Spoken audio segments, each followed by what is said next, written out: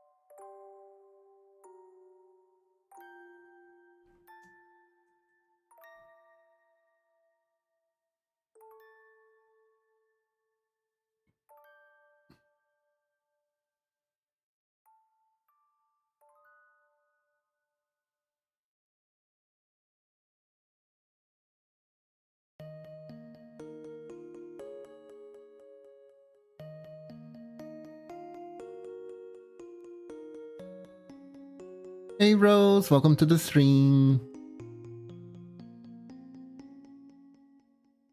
Let's see, we're almost done with the ads and we can actually get started. Hey Aska, welcome to the stream. How are you doing? See, ads are up. Let's get started. Hello everyone, how's everyone doing today? Welcome, welcome, welcome everyone. Today, I continue grinding. Doing okay? That's good to hear. That's good to hear.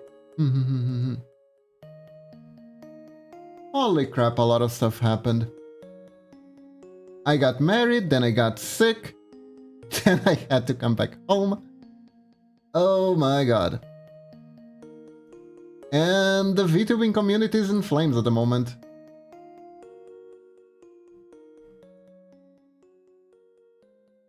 We could talk about that, but I don't know. I'm here while eating food, cooking itself up. Not Steve, my favorite ninja. Don't worry, you're safe. Ah, good, good, good, good. I'd be afraid otherwise. Yeah, like, I don't know if you guys want to talk about it. There really isn't much I can add to the whole thing except, holy, what a shit show.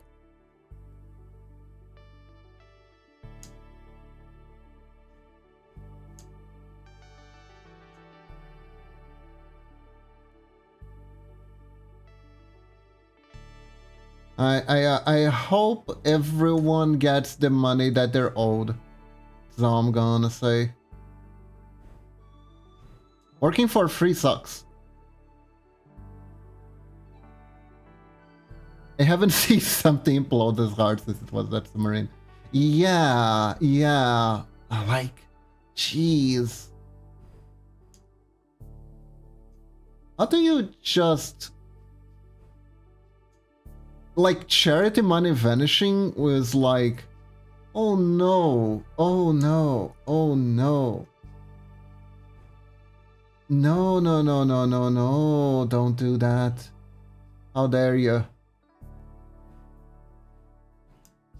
Charity money someone else was raising, and mind you, that's like the worst.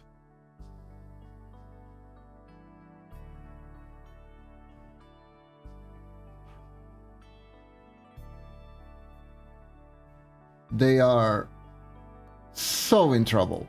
Just so in trouble. Holy. But anyways, everyone. Hope everyone's been doing good. Hope everyone's been doing good. Charity money for the charity that keeps people like the talent you're stealing from alive, like the biggest middle. Yeah. Absolutely. Absolutely. Like, honestly, there are some people saying that it was malicious. I think it's completely down to, personally, right? Speculatively, I think it's completely down to incompetence. Because, like, exactly what you said, Rose. Exactly what you said. Yeah, I'm a bit confused that Kiba being married. Would the venue look empty because of how they dishes?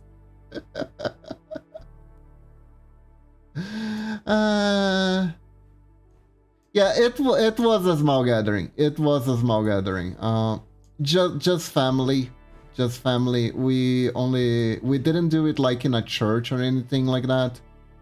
Because one, it's ridiculously expensive, and two,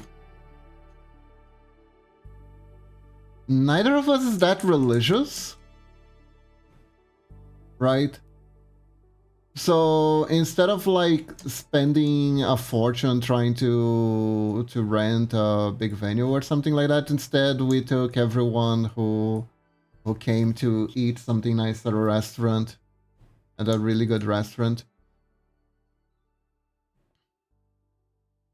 So we did that instead, and everyone had fun. It was a good time. It was a really good time.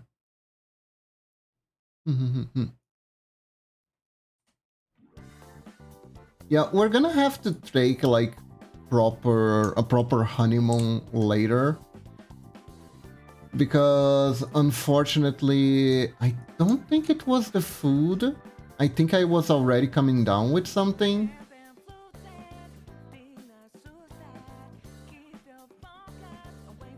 It did ruin the little trip that we had planned.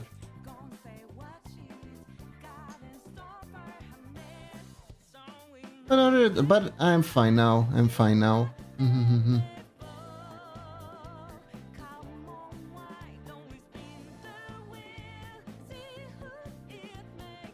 But yeah. Like, oh my god.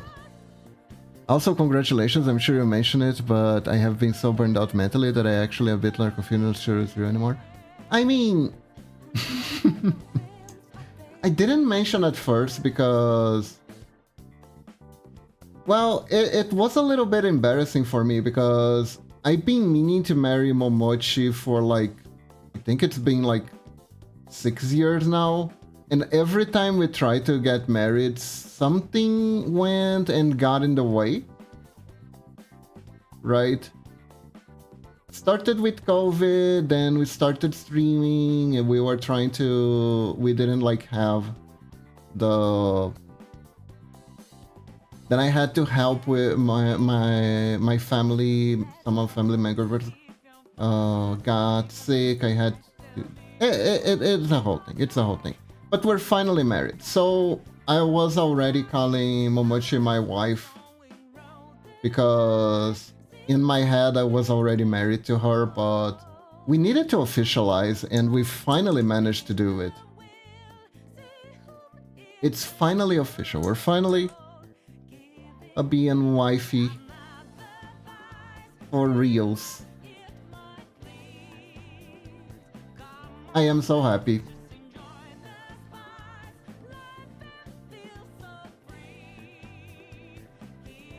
Let me see here. But yeah, so I didn't really talk too much about it because I didn't know if it was okay. to talk about it early or not. Momochi likes to keep things more private. But now that it is done, I figured it's alright to talk about it freely, so yeah. Hey, cool person is friends with Merit. Not, it's honestly so much fun to focus. More fun to focus on what the VTubers imply. Honestly, yeah, no, I got it.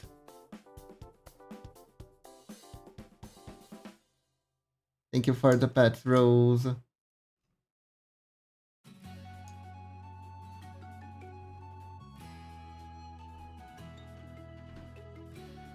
Yeah, it was weird. It was weird what happened, but I hope everything is gonna turn out alright for everyone involved. Well, maybe not for the company, but you know.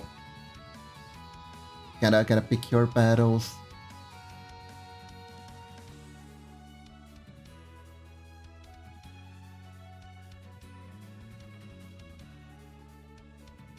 Now, what I wanted to actually talk about today is since I was sick, so I got free time, right? And while being sick and getting free time, I managed to watch another anime series that had like some slight recommendations, question mark. It was like in some YouTubers anime list to watch for. So I watched The Country Bumpkin Becomes a Sword Master, which was a show that is very much what it was. It was definitely an anime of all time that had a plot, sorta, where things kinda happened. And honestly, it's kind of like one of those animes that if you like to watch an anime just for background vibing, I think it serves the purpose just fine. But it is kind of weird. It is kind of a weird show. And I guess this is the part where I talk about why. What makes it kind of weird? So, the first things first, I'm gonna talk about the good stuff about the anime. The anime has a very interesting... does this very interesting thing where, because the protagonist is a kendo teacher, essentially. No.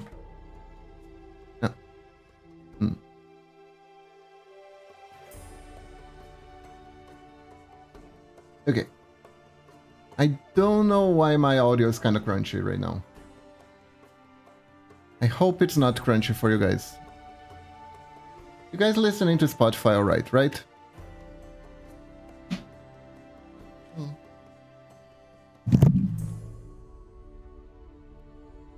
Weird. Okay, it's good again. So yeah, so basically the story of the show is that the main character is a sword instructor, and the interesting part about this anime is that they do use that to some effect. It has this idea for the battles to be realistic. So instead of your average like sword fights where the protagonist is just flailing the sword around, right? Like they would usually do, they swing the sword around while yelling something that is very dramatic, and then they use magic and then they slash like really hard and enemies cut in half. This is more grounded. It's more grounded sword fighting with actual sword fighting choreography. So, which was why I decided to even watch this. And it was interesting. It had like the fighting choreography was very interesting up to the finale. I need to talk about the finale. I have lots of stuff to talk about the finale. But for the most part, to the sword fights that happen in the story, the protagonist uses actual kendo moves, I believe. Now, I'm not... I never did sword fighting. I wanted to, but I never actually did. But I do know... Yes, chat, I did not study the blade. Unfortunately, I did not study the blade. But... I'm a ninja. I really... It's a different fighting style. But anyways...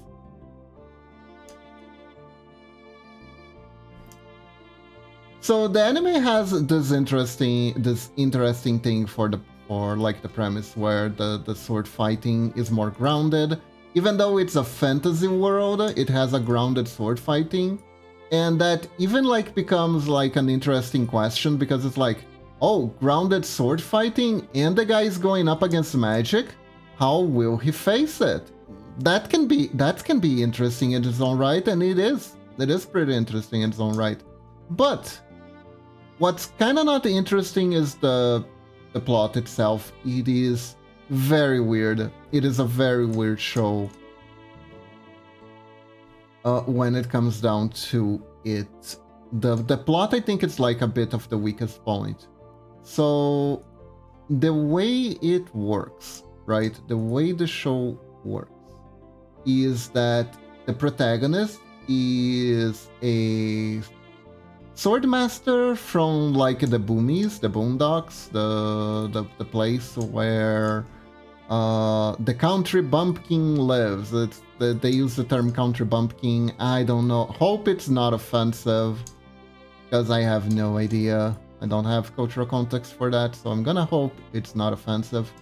But basically, Protag-kun lives in the backwaters. He is extremely talented, but he is very humble. He is like the humblest man alive. He's one of those humble protags where it goes from like his humility being endearing to actually being life-threatening with how humble he is. He doesn't take credit for anything, and the main thing is that the anime likes to remember us is that he is old. How old exactly he is, I have no idea. It is never said. With the way he is drawn, he could be anywhere from 60 to 25, really. Depending on whose interpretation of it is. I think he is over 40. His hair is starting to gray out. He might be in his 50s. And the show is like the story where this guy who is like just a teacher in the countryside gets one day called out by an old student with a job proposition. His old student is now a knight at the capital, and they believe that the knights of the capital could use a good stern teaching from her old master. That's essentially the plot. That is essentially the plot. So she goes and gets him, and he doesn't want to move. He is like, I am old, I am set in my ways. What can I even do of good contribution to the city? He doesn't believe. He's a protagonist who doesn't believe himself, but she is sure that he is very powerful. After all, he taught her everything she knows about sword fighting, and she became a top swordsman. So he must be good. And if you think the story feels a little bit like power fantasy indulgence from the main character, like, I'm a very humble guy, but everyone realizes how awesome I am. That's because it kinda is like that. It is very much like that. It is very much like that. That aspect of it, the story, I do not care much for. There is also a subplot where this student is technically in love with her teacher, her ex-teacher. Like, she's an adult now, but when he was teaching her, she was a child, which is like one of the tropes I least like. Hey Hato, how are you doing? Welcome to the stream. Hope you're doing good. Thankfully, that plot point literally goes nowhere. How are you doing, Hato? We're talking about an anime I watched. It's called The Old Country Bumpkin Becomes a Sword Master. Have you seen that one? I think it's on Amazon. There you go, Bezo. Give me a raise. Give me a raise, please.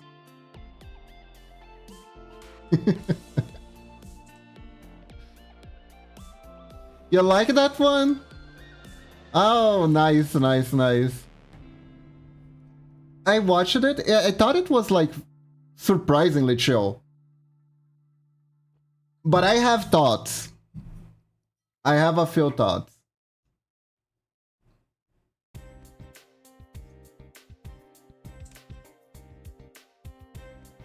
I know what you mean. Yeah, so like it's such an agreeable world. Like, it's such an agreeable world. There's no conflict. There is no conflict. At least no conflict that can't be resolved in like with 5 seconds of sword fighting. It is so weird.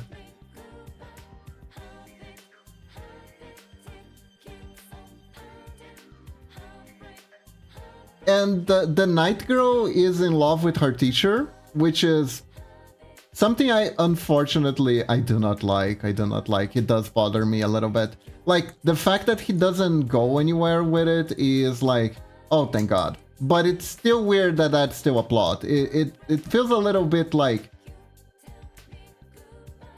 I am too humble and responsible to get it on with an ex-student. But if I wanted to, I totally could, you know? It feels like one of those things. It's like, okay. Okay there.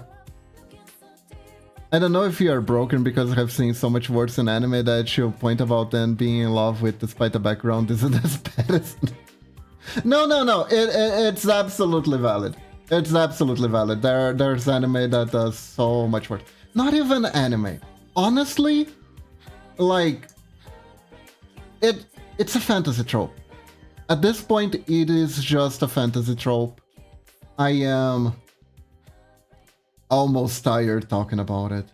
Like, I remember there was a book that I read once that managed to accomplish something that I never seen any fantasy book accomplish before. Oh, they changed stuff in the anime? Oh no. Oh no. Is it the subplot? Please tell me it's not the in-love subplot. Please tell me that's not what they changed.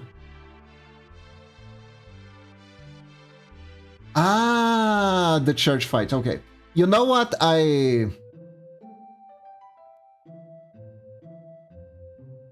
the name anime, it ended in one night. Ah, I see.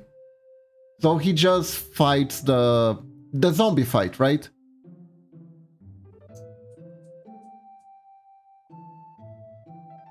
I see. You know, that was cool. That was cool. But yeah, basically just so I can sum up for everyone who hasn't watched it, the thing about the main story of the anime is just that the protagonist is called to go to the big city and teach a new generation of knights. The protagonist is skeptical of his own utility, in that, after all, he is just a country bumpkin, and he isn't even that good of a sword master. He keeps telling that he is not an amazing sword master because he never managed to defeat his father, which by the end of the series you're gonna be like, my god, his father must be a monster. It is very much implied that his father is a monster. He was trained by a monster. It gave him like extreme sword fighting prowess at the cost of his own self-esteem. But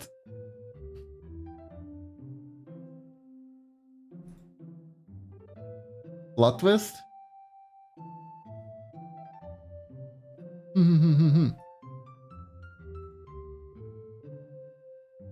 I think he can actually beat his dad. Oh, do you think he can't beat his dad out of respect? That could be an angle. That could be an angle.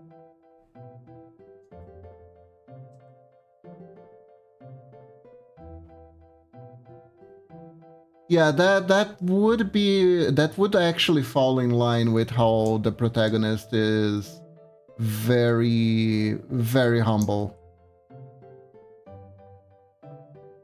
It's just that his dad never saw the point to fight him again, since he knows his son surpassed him long ago. He just doesn't see it. Ah, I see. That's interesting. It still kind of goes, I don't know. There is a lot of stories. I don't know what it is when there's a bunch of like people going, Protagonist Kun is so amazing. Protagonist Kun is the best. Protagonist Kun is so awesome. And it's kind of like, yeah, okay. We kind of get it, but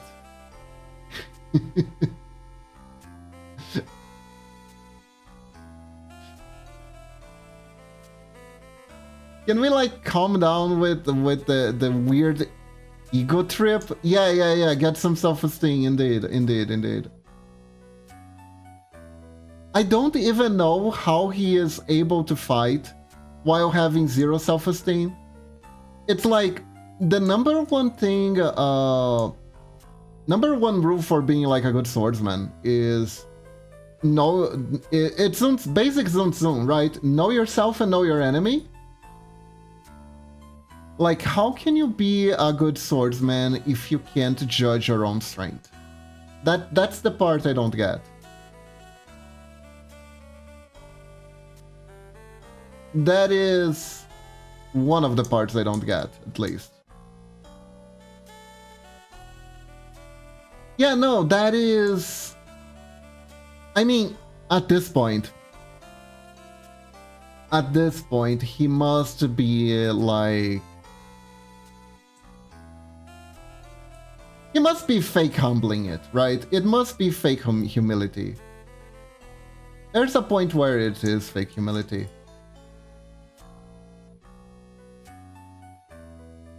However, at the same time, I do understand a little bit, like, in an actual sword fight, even though it is skill, it's not like you're, I don't know, you're a Blue Eyes White Dragon.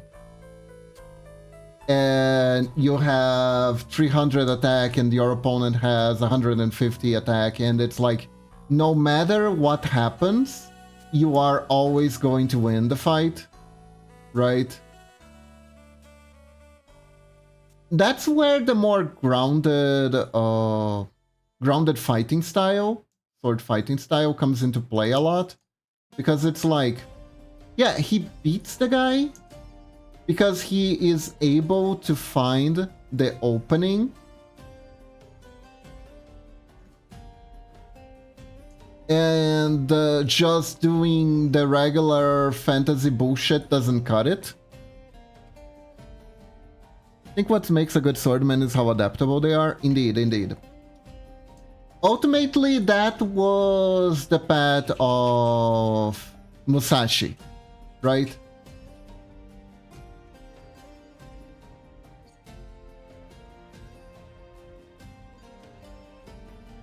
Like, he was a great swordsman.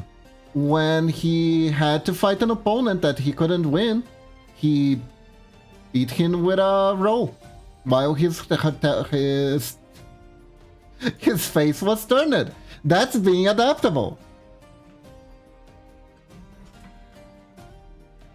And yes, Musashi actually did that. In order to beat an opponent that he recognized that had better skill than his, he purposefully came to the duel late, purposefully made him lose his temper, said he wasn't gonna fight, and when the guy turned it away to go home, he beat the crap out of him with the row? The thing that you use to row the boat. Yeah, that. He beat him over the head with that. And it's like, nope. This is a life or death situation, actually, since we're gonna fight to the death. And if you turn your back against someone who has their life threatened, you are kind of an idiot. I mean, one bad surprise fighting an opening you don't know how to deal with can make you lose. Yes, exactly. Exactly. You don't necessarily have to use a move that is more skillful. You can just use a move that surprises. And especially in a life or death situation, it doesn't matter that it would only work once. If no one else sees the move. I think that's like the real nature of secret moves. You always hear like the secret move, pass it down from family tree to family tree. The real nature of these secret moves is shit that would only work once, so you're not supposed to use it unless you're like in dire situation. So like surprise gun. Exactly. Exactly.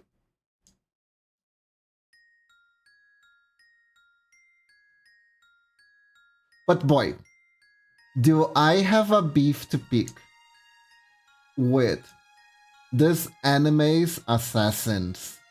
Because there is an assassination subplot in the story. Even though the story is mostly a slice of life about a guy getting a new job and everyone praising how awesome he is at his new job and starting a new life, and it's gonna be alright because you actually been practicing for this your whole life. Kinda pick me up fantasy.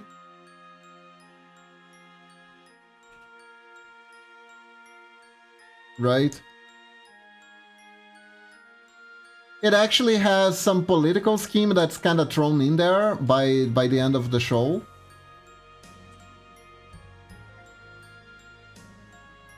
A little bit awkwardly, if I might add, but all right. You mean how they just threw numbers? Oh, Hato? I could actually, if I could here on Twitch, I would pull up the episodes where the assassins appeared, and I would do a full breakdown of everything that they're doing wrong. Like every single thing. I actually would. Because the thing is, I am a ninja, and also I was a big role player. Roleplayed a lot of ninja and assassin characters. So I kind of tried to do my research with this shit to develop strategies to make my old position in my guild more believable. And there is so much wrong. Attacking in broad daylight is pretty bad, but it actually isn't even the worst. Can you believe it?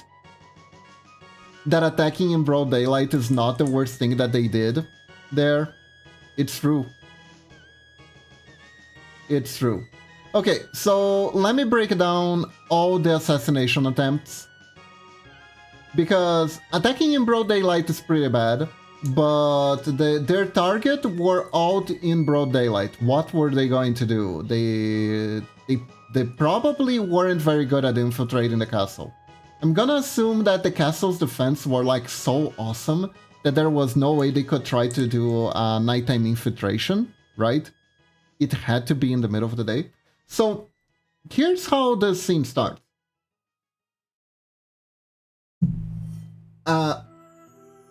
The group realized that they are surrounded. Then these guys start throwing smoke bombs from the top of buildings, right? And it's like, okay, this is interesting. They're gonna use the smoke bombs as cover to sneak in and attack the royal family. Then it turns out that they were all on top of the exact same building, right? So they rappel down into the smoke very slowly, giving them ample time for the princess and the prince to escape into a building, right? So yeah, so they don't see the land. They immediately leave the cover of the smoke and all charge in. There's 5 of them, and they all go one-on-one against all the 5 guards. I thought that was so cute and funny. That was so cute and funny. And oddly, okay, now hear me out. Oddly, that was almost a good attempt. That was... I was worried there were people inside the ambush, but no, the assassin's in front of them. Yeah, there was no one inside the building. Like, all the different ways that assassination attempt could be carried out to be more effective. Number 1 is that there should have been someone inside. If you're going to corner your target to make it, they practically did it on purpose, right? It was almost on purpose that they wanted it felt like it was on purpose that they wanted the royal family to enter there, because with the way they were doing, they were cornering them. They were cornering their movements. They were cornering where their targets were allowed to go. They had control over that, except they didn't. Because they didn't actually plan for them to get inside. They were just like too slow coming down. They were like, oh fuck, why did we start on top of this building instead of in the cover of that nice shady corner over there, right? It is so goofy. It is actually goofy.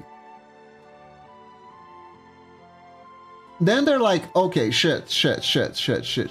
We can salvage this. Okay, everyone, let's duel the knights, and after we're done killing them, we can enter the building. Like, you have smoke screen. The smoke screen could hide more people inside it, right? You could, like, attack them a bit, retreat into the smoke, attack them a bit again, retreat into the smoke, trick them into thinking you're trying to take them now, right? And then switch it up. You go back into the smoke, and where are they?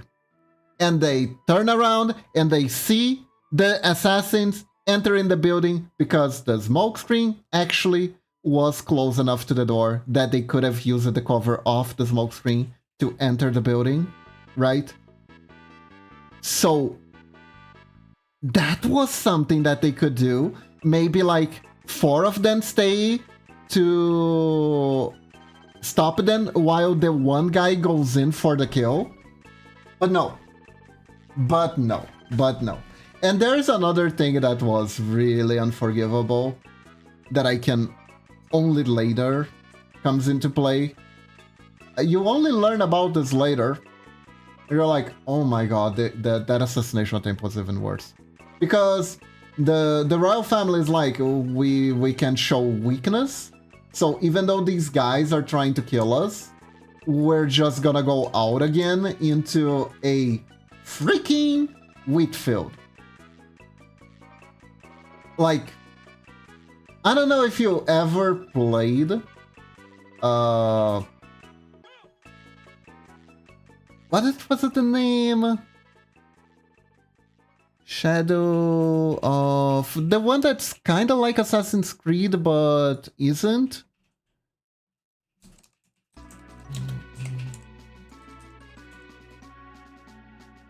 Shadow of Tsushima. Ghost of Tsushima. Ghost of Tsushima. There we go.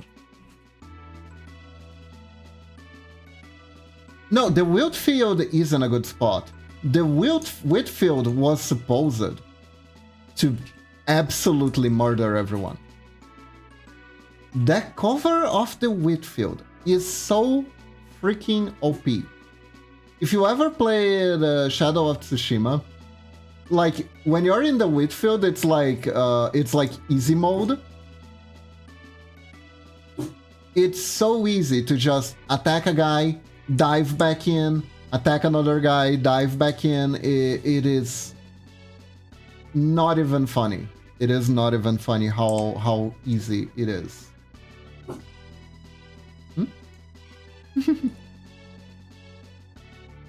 Lila be barking. But anyways, the Wheatfield was a part that I learned something that was kind of unforgivable, which was simply that they had crossbows the whole time. They had freaking bows the whole time and they didn't use them. Then they didn't use the freaking bows. They had bows, they had ranged weapons. Also, Kiba, glad to see you're doing better. Thank you, Hato. I didn't want to jinx it. I didn't even put out a schedule this week, right? But yeah, I'm doing better now.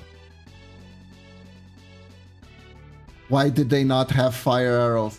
That is actually a good question. You could argue it would burn them too if they were inside the field, but they didn't care for it. They didn't really care about it. They were like there were the type of bad guys who are like, we are driven. If we get caught, we'll just unalive ourselves and never release any vital information. You know, that kind of stuff?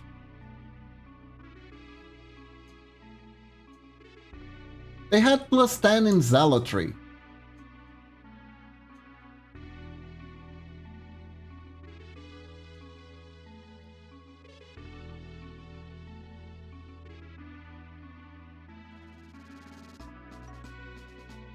But did they use that? No.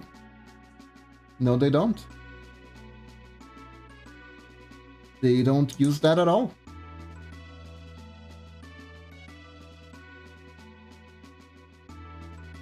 Now, here's the thing. Hey, Norex.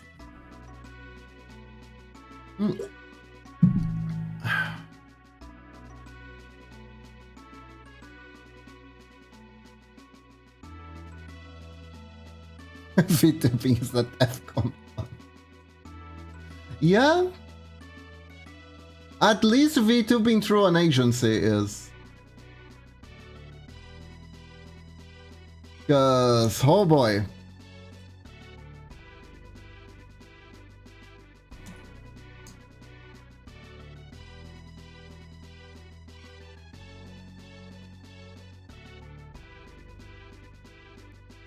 Shit happened.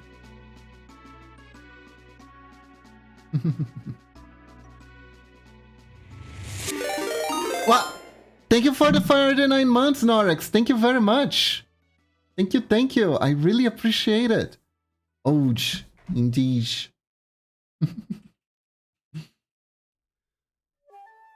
Hope you're doing good.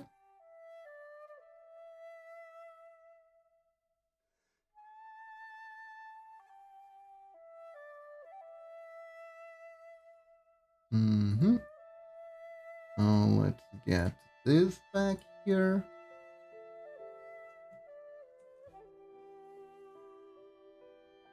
Man. So, like the...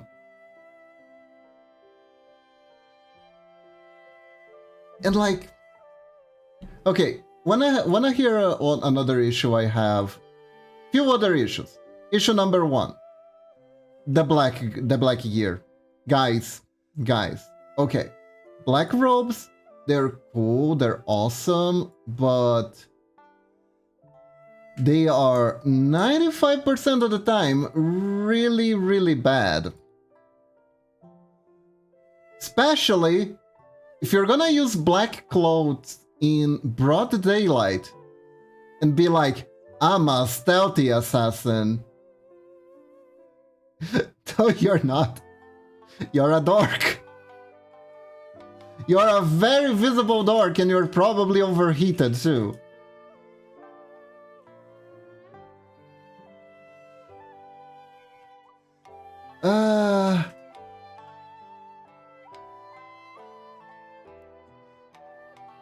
Maybe they thought they would be confused with gods.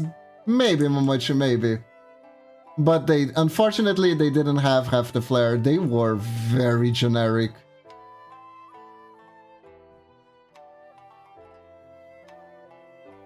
The heart stroke explains the thought process. You know what? You know what, Norex? That would actually make a lot of sense. They weren't the brightest. Maybe they weren't in their full faculties. And oh my god. You wanna... Like, there were two infuriating things. Because there was like a big plot twist that one of the protagonist ex-students was in cahoots with them, with the assassins. Because of reasons.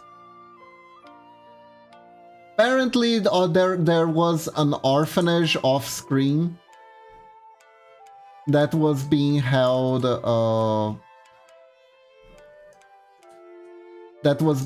hostage by Pope McEvil. I don't know what the name of the Pope was, but I assume it's Pope McEvil because, really.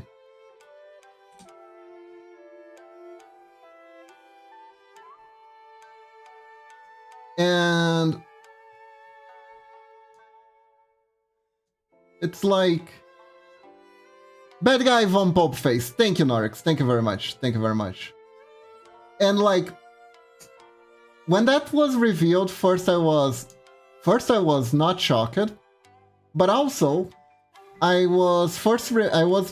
had to remind myself of that first assassination attempt where they cornered the royals, right? And honestly,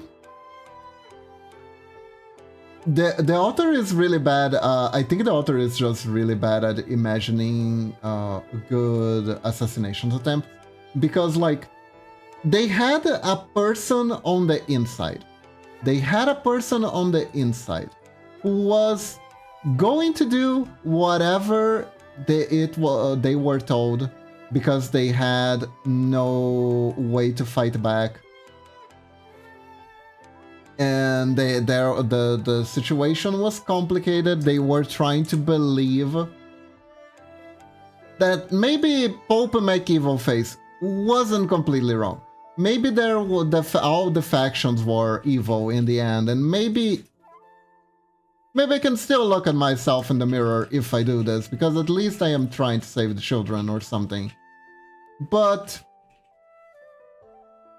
if the assassins attacked, they forced the royals to escape, and the person leading the royals to protect them was the infiltrated agent.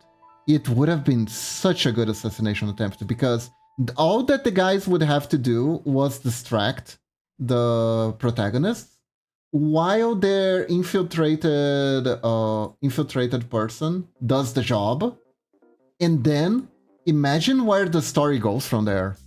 Like,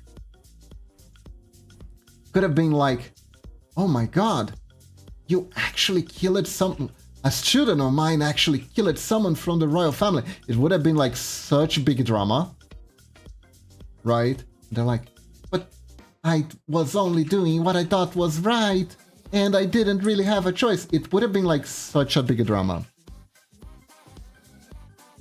But Beeves, that's thinking. You know what that also is? I can't do that. But the problem is, that would clash so much with the tone of the anime. Because the tone of the anime, at the end of the day,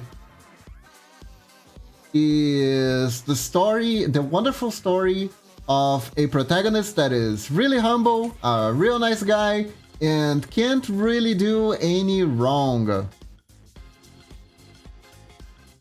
Beebs thinking.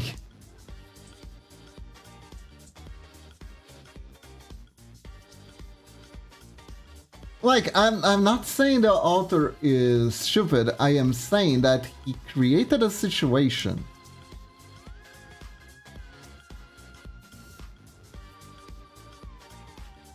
where so much more could have happened. So much more.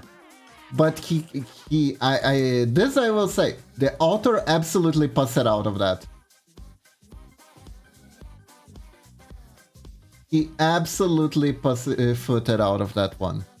That's how you say it? I think that's how you say it.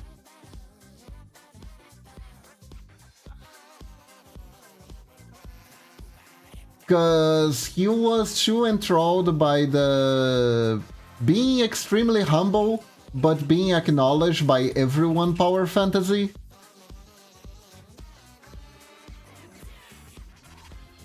You pussy out of something, but pussyfoot around something. Ah. Okay, so I think pussyfooting around... So if he started it but back it off, he pussied out of it. Yeah, he started it, but not really. In the sense that I really do think that was like his best attempt of an assassination attempt. The assassin's fighting style was a little bit all over the place too for my taste. It's like, are you competent or not? I can't really tell. Because it already starts on the... it already doesn't start very well with them like charging in broad daylight, wielding daggers. The daggers had poison. But here's the thing, you can coat a whole sword with poison. If you want, you could coat an entire spear even. Did you know that? Did you know that life is not an MMORPG? And you can use whatever, with whatever, and it's fine. There is no class restrictions too. I almost feel like the main reason the traitor lady didn't kill the didn't kill the royal family like I told they would is because her class is knight, so she has like no stealth and she can't roll for assassination attempts, right? I think the only way she can kill someone is if she challenges them to a honorable duel. Like, it was really weird. It was really weird. And it felt kind of bad because the battle so far, they had like a more grounded, realistic sort of style. But when it came down to actually trying to figure out how an assassin would realistically fight, they just like, okay, so sometimes they do some things that are a little bit underhanded and pocket sand, and other than that, it's like really straightforward fighting. Really straightforward fighting.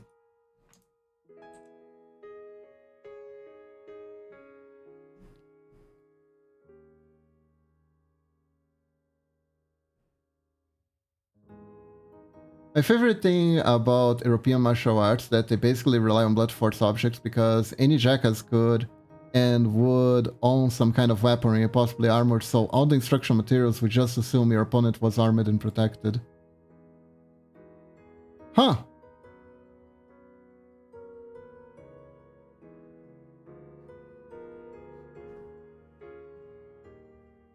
At which point holding your son the wrong way around and beating him with a pommel and crossguard is your best.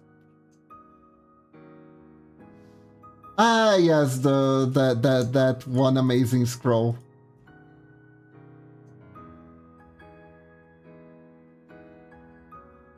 You gotta break the armor first, otherwise they're not dealing any damage. It does really put into question why even bother with swords, right? And ironically, the answer really is because they just think they're neat.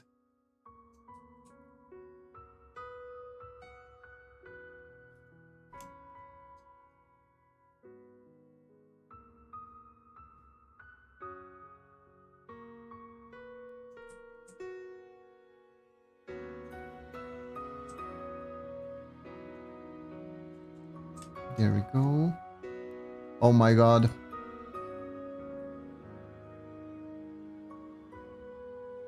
I'm getting close to completing this.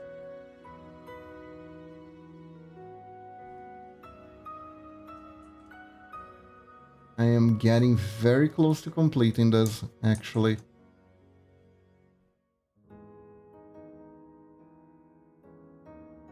That's not just a scroll, that's basically any textbook on the matter.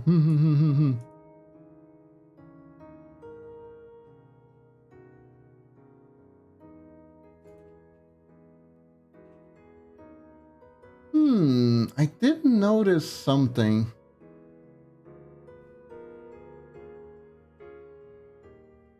But is it true? Nope, it's not true at all. Wow, the shadow really does give depth. I thought the character was higher than he actually was. I think I'm actually gonna reuse the edit I've done here just a little bit to make it easier for me.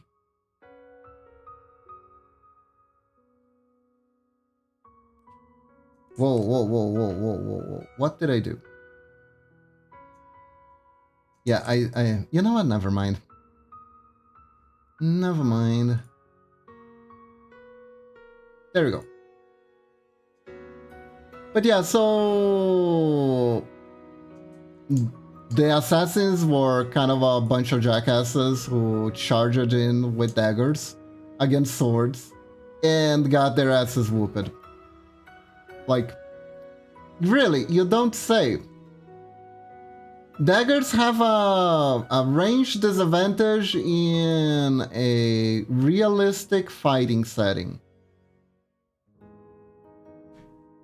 The main reason why an assassin would be using a dagger instead of any other weapon is Because it's easy to hide.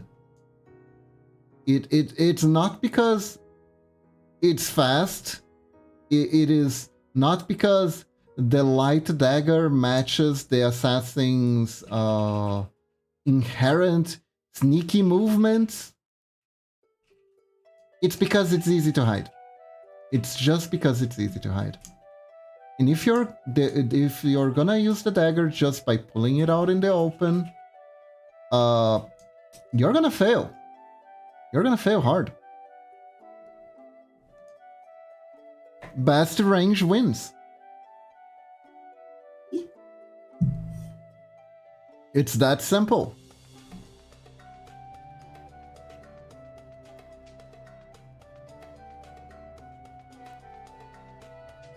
If you're fighting someone who has a weapon with higher range than yours, it is gonna be an uphill battle, always.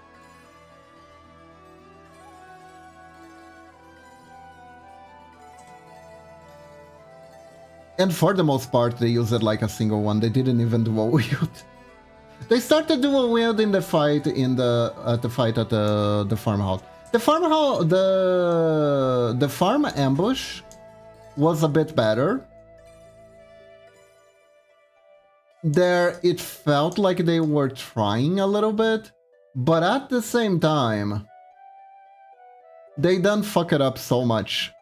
Side notes, I'm playing Scenes of a Solar Empire 2, and one of the voice lines just a lady saying, "Your thoughts?" in a very pointed way. Your thoughts? Norix? Your thoughts? Your thoughts? Your thoughts, Norix? Your thoughts? Every time I select that shit and hear the line stickler response my oh shit, I wasn't paying attention. Oh no! There's a test! I wasn't paying attention! It's like I'm back in school!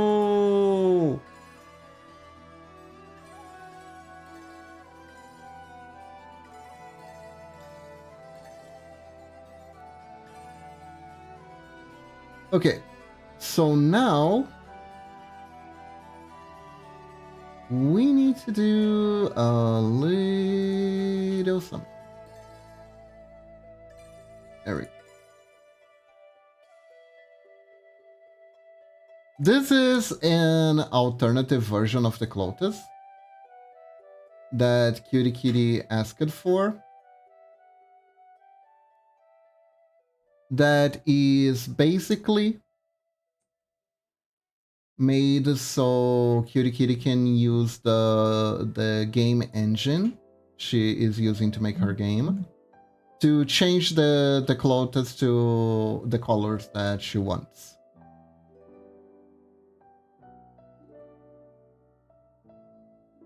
So now what we're going to do is we're gonna do this. And then we select every single frame at once.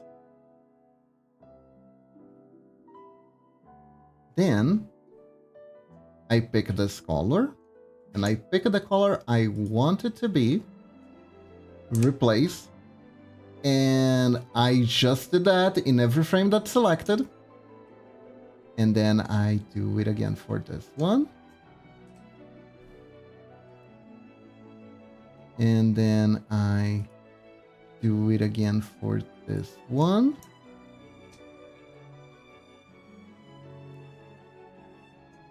Then we do it again here.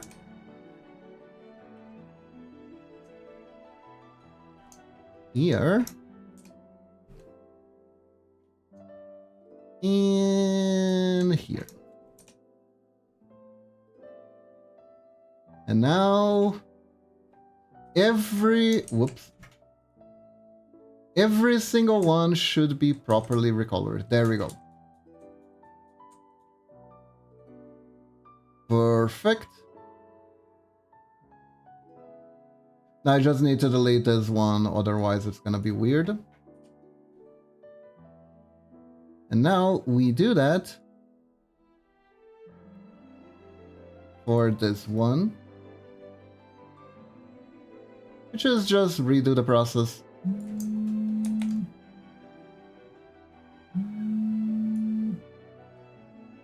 Mhm.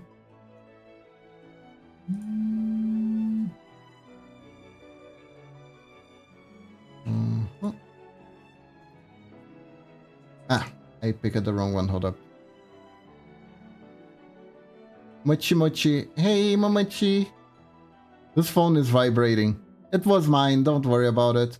Just bot calls. Bot calls everywhere.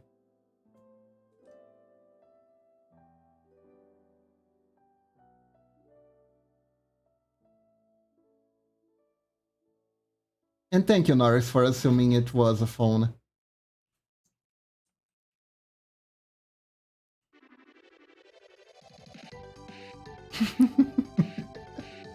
And Momochi immediately froze it.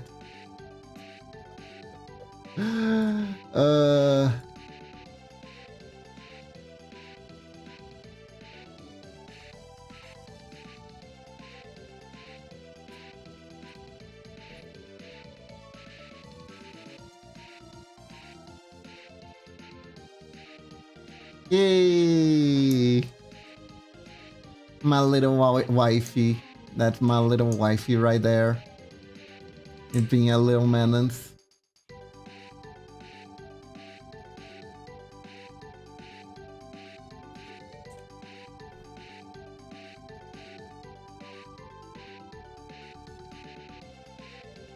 Whoa, there we go. Okay, and with that, every single one should be perfect. Oh my god.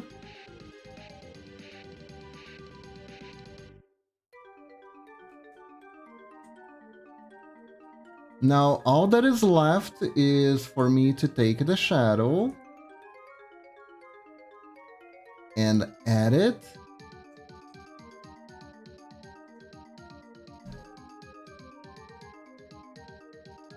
to the new sprite.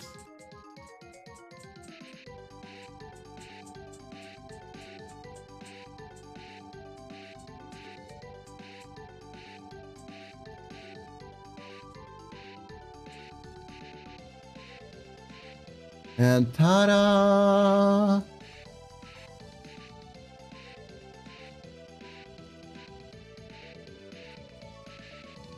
There we go. Oh my god, we did it. We did it.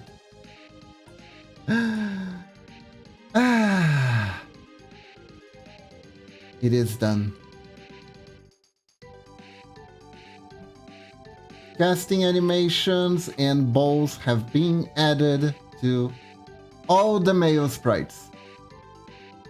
With all the different variations of robes, armors, chainmails, ladder, whatever. It is done. Now I need to do the female one.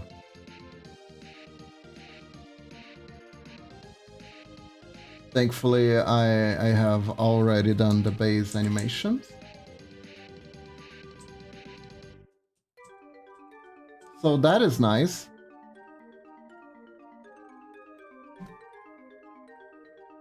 And now, we start from scratch.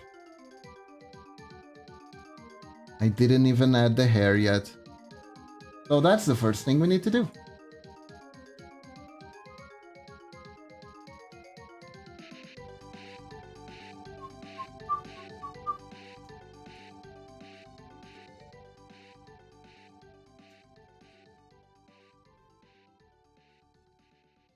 Okay.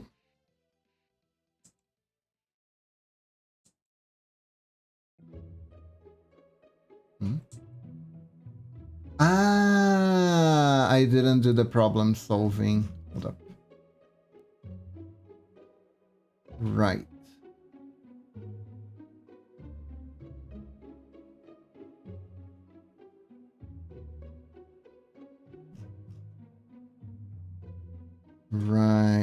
Right. Because this one I did like was the earlier version.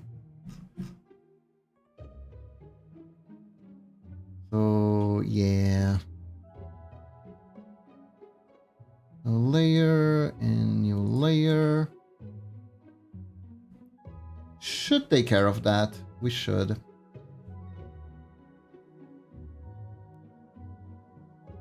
So first things first. Let's still start with the hair though.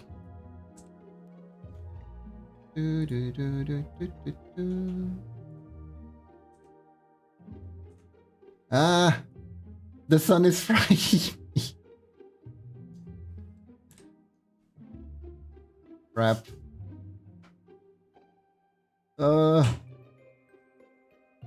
Would you help?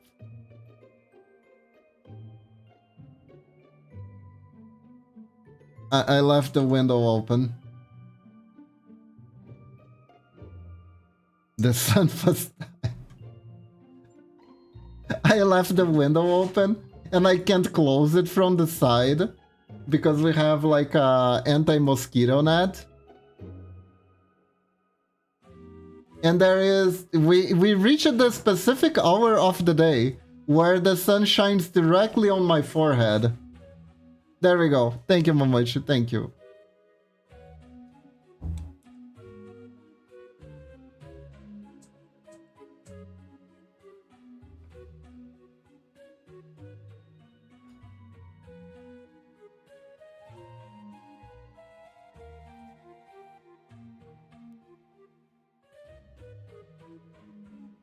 Okay, so... There we go.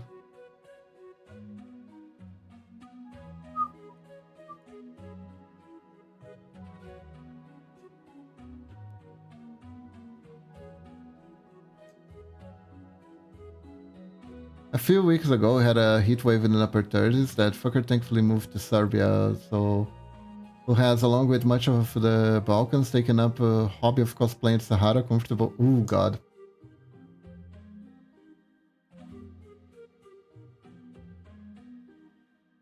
Yikes. Yeah, okay. This one's good. Let me check. Funny thing is, while my area had a heat wave, the rest of the country was drowning and flooding. We're like, please, rain. That happened here in Brazil. 1 year back, if I'm not mistaken.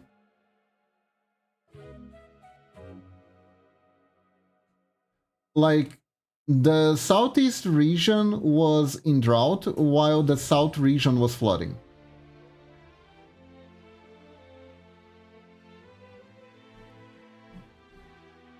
Was pretty terrible.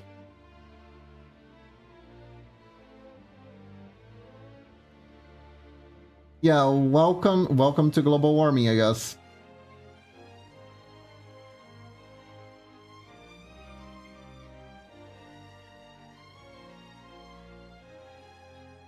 Game over, everything is Brazil now. That's kind of every summer here in my area draws its climbers from the Mediterranean, whereas the upper half the climate, North Sea and the Baltic. Ah.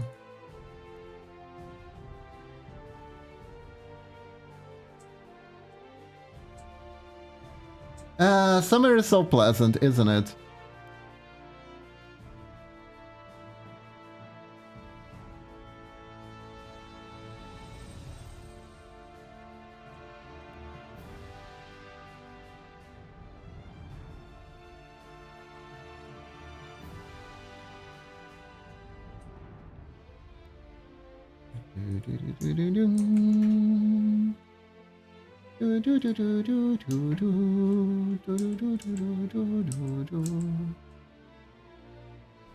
Man, I am behind with this commission.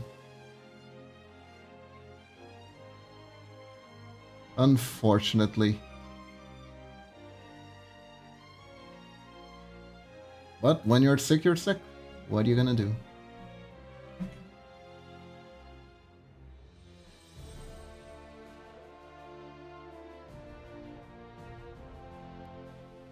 I am 95% sure. Hold on. Yakiba, you are sick. Are you gonna say I have sick beats? Hey! I'm not a sick fuck. At least I don't think I am.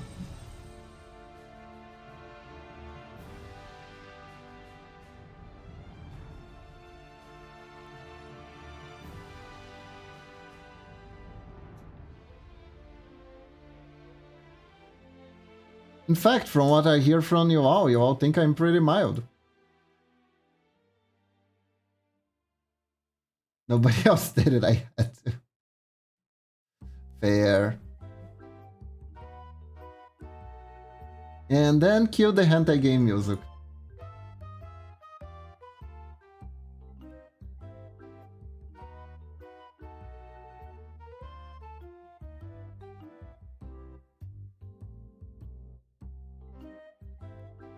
Yeah, this is good. This is good.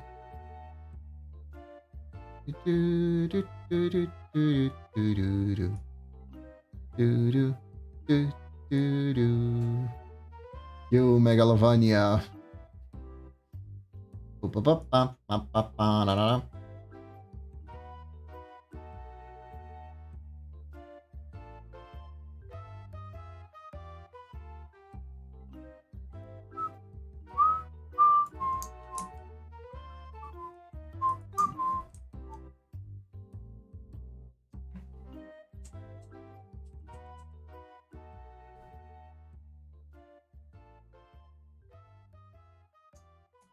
And there we go.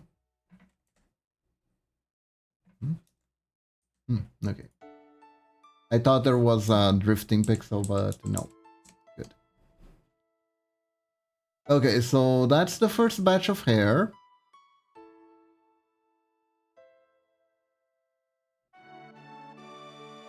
Let's get another batch of hair.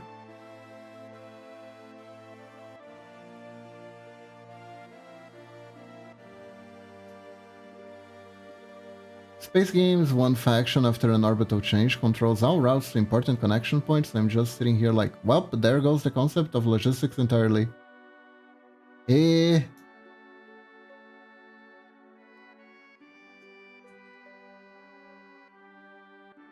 That bad.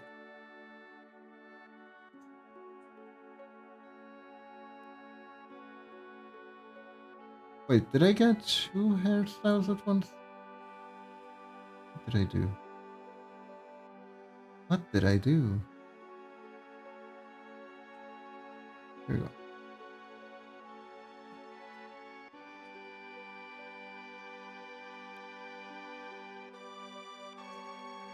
There we go. If I want to go anywhere, I just have to go through blue territory. Blue territory means I get shot at. Oh no.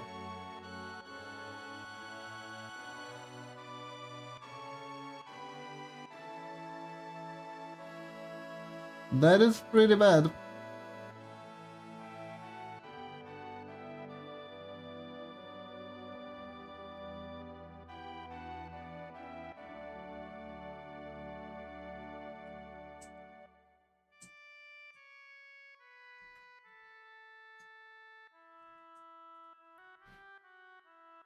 To answer Pilot Lady's questions, my thoughts are this sucks.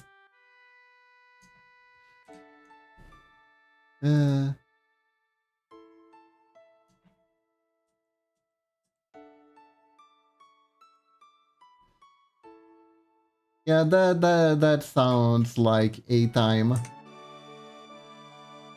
A time of all time.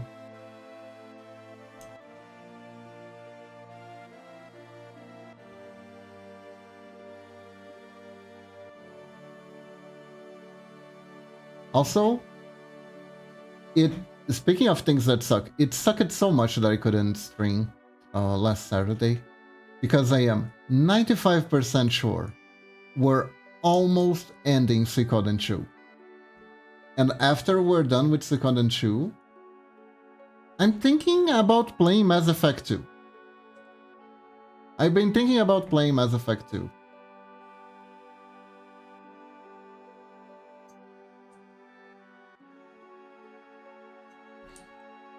Yeah, no. Let me take the magic rod out a little bit. Yeah, the hair is in the right place. As erect. How do you erect as? That doesn't make any sense. That doesn't make any sense.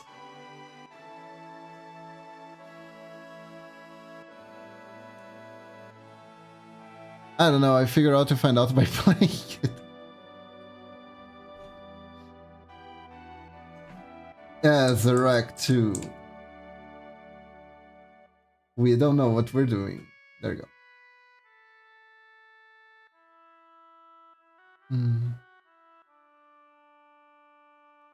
It's an educational game, right? Teaches you how to erect as.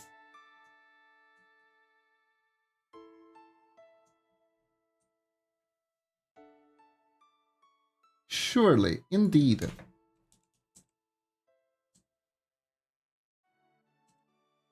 Very educational, very educational.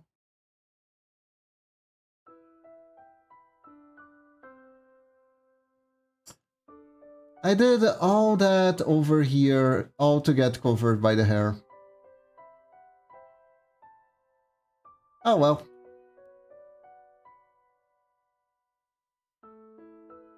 Sometimes that is life.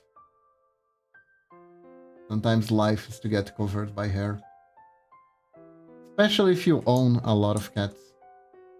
Then it's definitely getting covered by hair.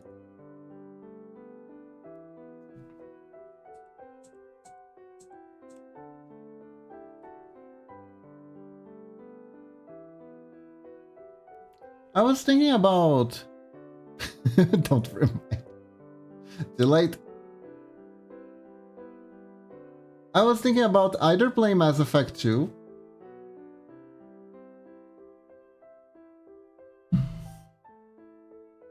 or finding some more JRPGs to play. I had to restart the commission twice because the paint kept catching cat hair. Oh no. Oh no. Oh no, that really messes up the...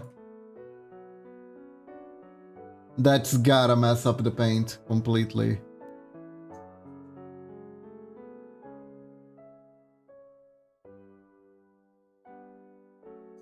That's gotta fuck up the paint, there's no way.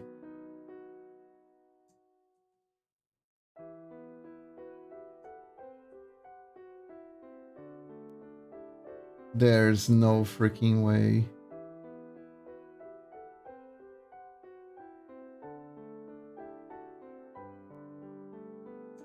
Oof.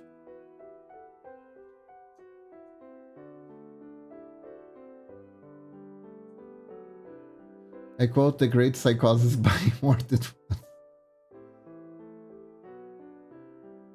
Oof.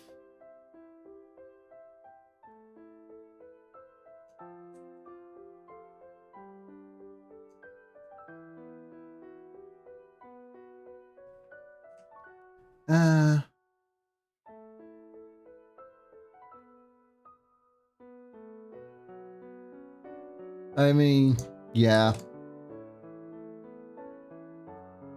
I have Leela. It's not as bad. But she does shed a lot of hair. She does shed a lot of hair.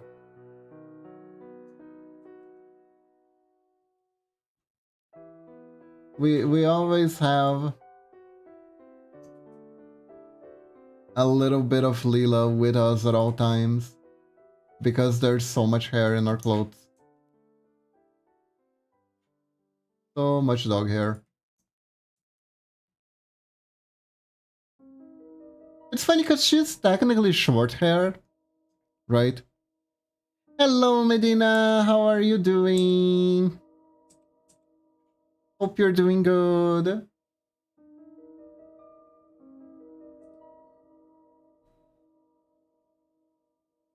Ah, good, I heard doggo hair. Yep. We have doggo hair everywhere. I don't know why Leela sheds so much hair, but she does.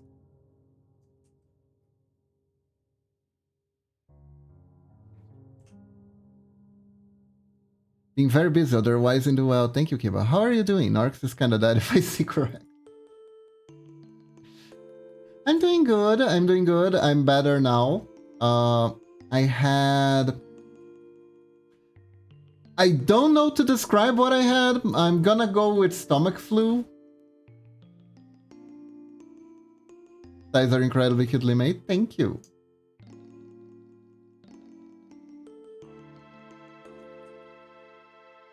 This is... I've done this commission for Cutie Kitty like forever ago. Well, it's about time you stopped farting around. And we keep adding it. Did you have a bad case of Ligma? You could say that.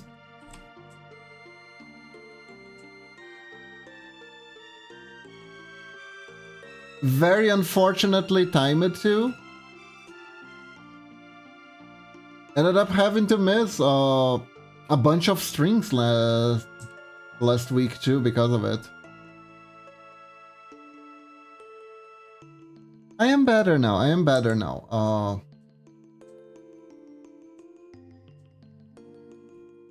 I am able to hold water in again.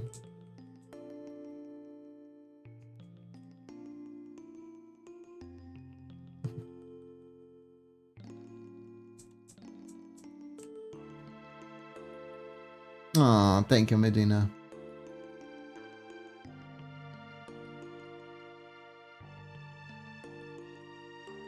And yeah, but like, oh my god. My schedule is a mess now. It is very important. I am so behind schedule with this commission.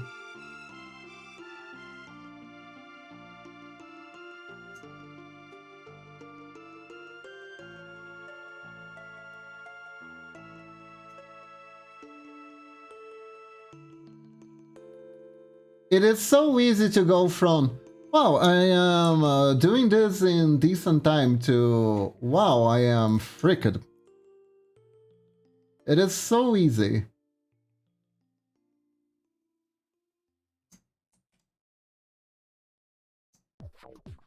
But it's alright. Technically, this doesn't have a time schedule per se. It's just that the longer I take, the longer it takes for me to get around other commission opportunities.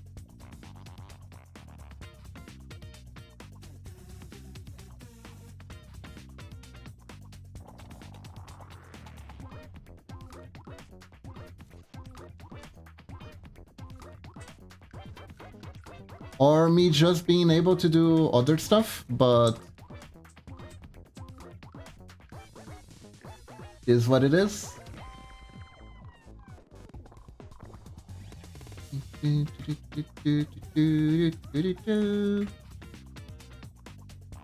me see something.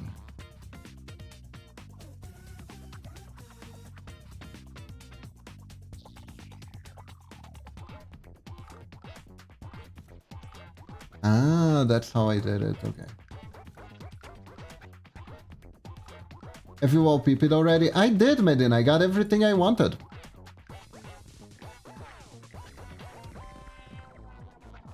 Rhodey is very strong, and so is everyone, really. It was a very good wall PP.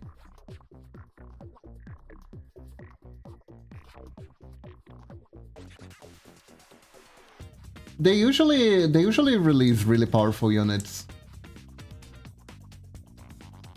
in there for, I guess, newer and free-to players chagrin a little bit.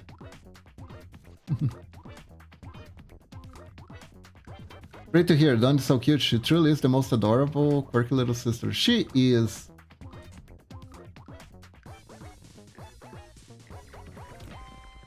And hey, you might get to her canton soon.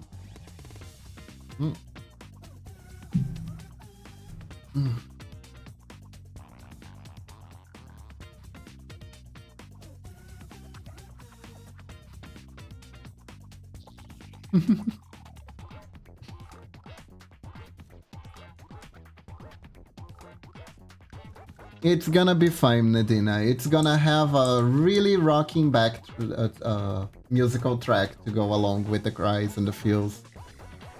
Let me see something. Did I do something regarding this? No, I did. Okay. I need to ask Cutie Kitty about this. Well, honestly, this editing is very minor. I can do it later.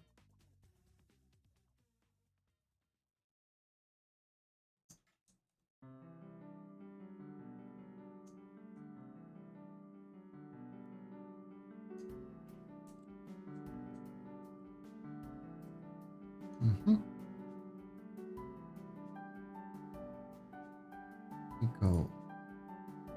Also, yes, I want her Kanto. Her Kanto is really good. Her Kanto is really good.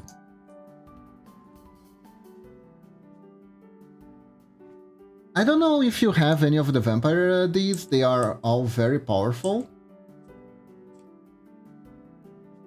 Best Little Sister Dawn or Sharon. ML depends if driving is involved. I like Sharon. I really like that pen characters.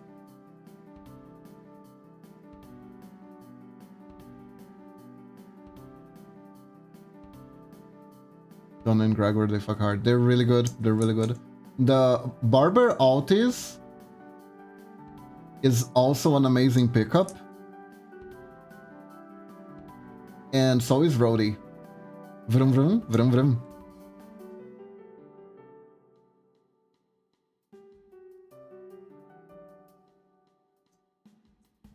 Brody? Rhodey. Rodion.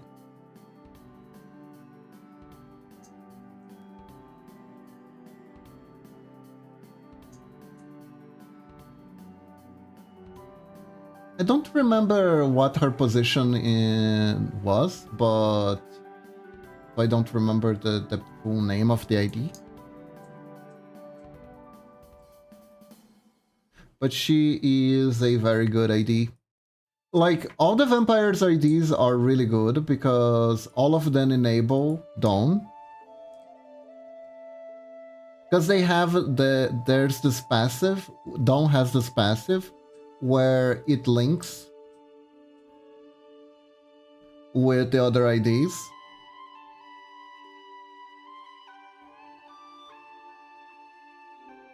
And Dawn gets an empowered attack for each of other ID you have in the field. So an incredible cute comic where Rhodey, Gregory, and Sinclair went out and people thought they were a family. Aww. It's really funny how bloody the game is, but the community likes to make a lot of cute and wholesome stuff out of it. Ah, no, that's the Vampire Dawn. That's the Vampire Dawn. That is not... that you can get that from regular banners. You don't have to get that from OPP.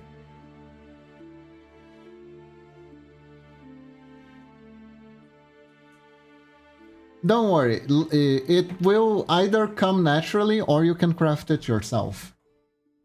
Is also a thing. I'm not sure if you can craft it now. I think there was like a crafting rule, but I don't remember how the crafting rules work. True, where is the messed up stuff, but also very human to see good when messed up stuff happen.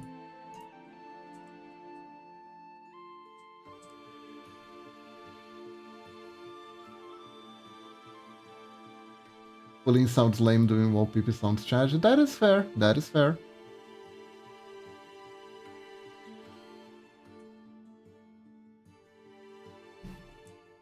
I like that they also have a banner for previous wall PPs now. Instead of you just having to pray.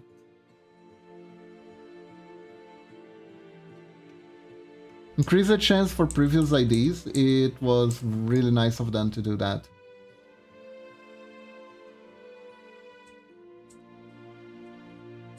Not perfect, but it's something.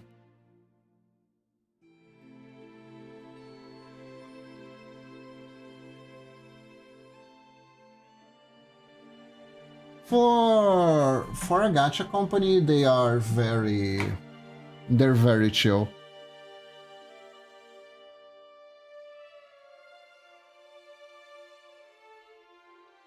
Of course, in the end, it's for a gacha company, asterisks.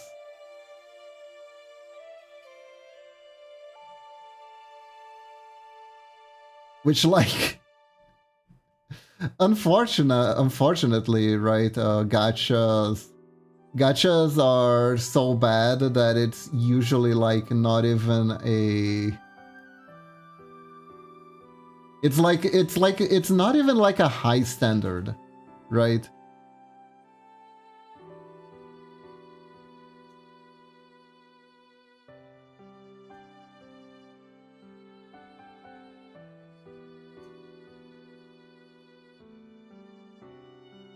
But still nice. It's still nice.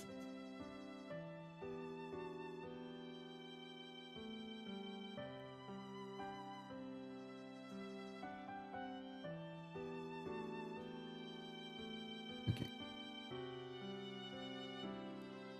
Yeah, like, oh, they did not send someone to break my legs. How nice of them. Or, yeah.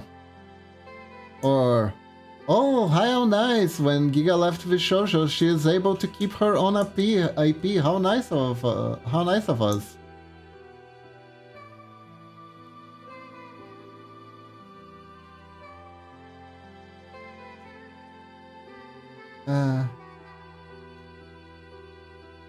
Oh god, after this company.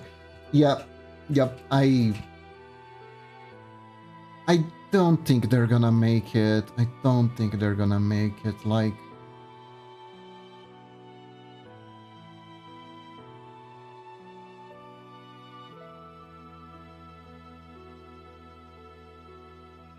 All I know, Medina, is that trying to have a laid back vibe and keep things functioning seems to be very contradicting. After that kind of nuclear allegation, only Roach Sanji would survive. Yeah, I agree with you, Norix, but it's partially because Niji Sanji does so many effed up things that we kind of expected out of them. When someone who is supposed to be like clean does something like that, it hits just that much harder.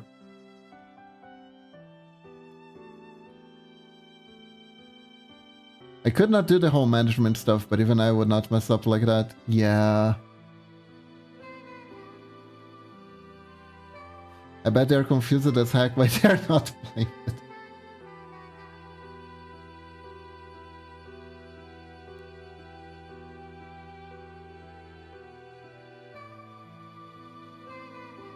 Guys, great news! We're not the top scandal this week!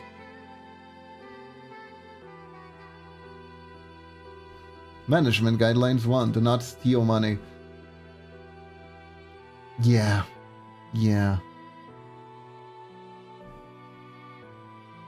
Like, I am not gonna speculate on what they did to the money. But holy crap. Holy crap.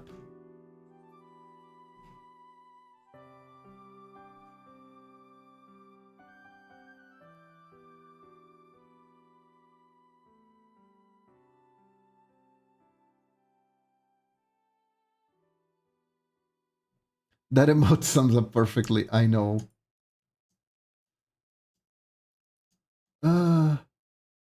Man, I'll be real. I think one other thing that Vishojo managed to do was make it very hard for other VTuber agencies to exist.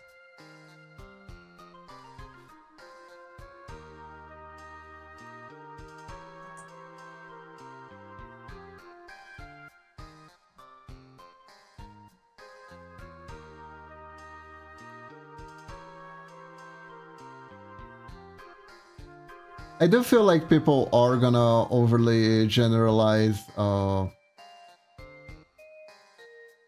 about every agency being a scam and stuff like that. Because of course.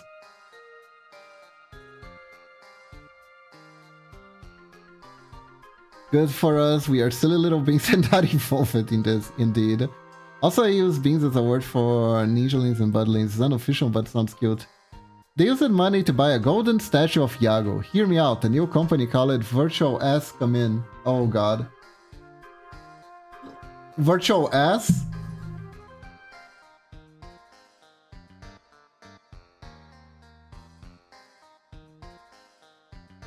Who is coming in the Virtual S?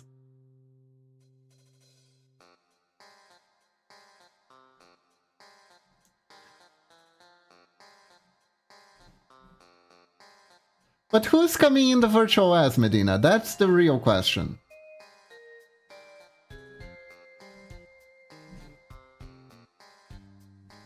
What? I'm asking for their lineup.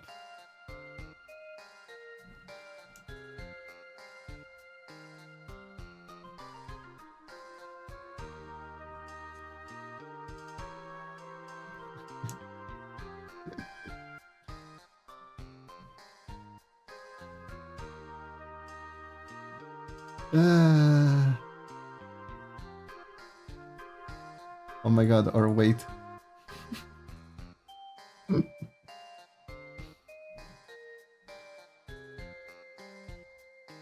V Imoto.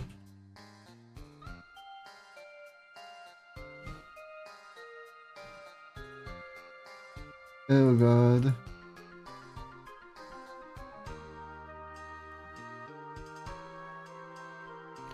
V-Hag for some talent. I don't think any of them are gonna go out of their way to form a new agency. Okay, I was talking about Momochi with us. Vionesan was where I'm at. Nice.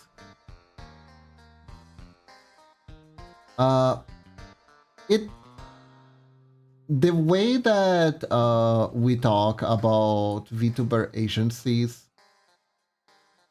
for some reason, to me, is extremely reminiscent of how people used to talk about guilds in my time playing Ragnarok Online.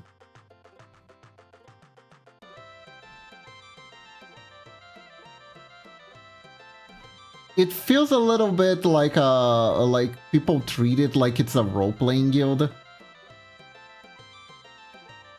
At least the people on the outside, right? I'm not gonna say that the people on the inside still treat it like a role-playing guild because they don't.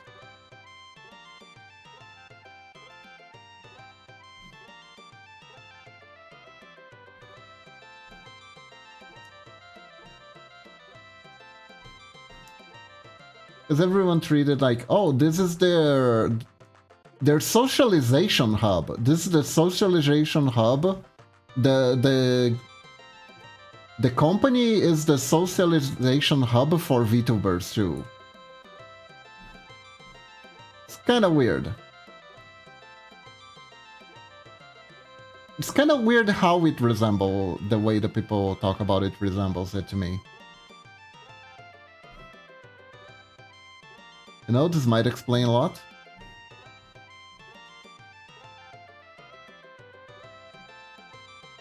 Why people sometimes have a hard time taking it seriously when they are in charge of other people's monies. If you're terminally online, you're more likely to be a VTuber and or work in such a company.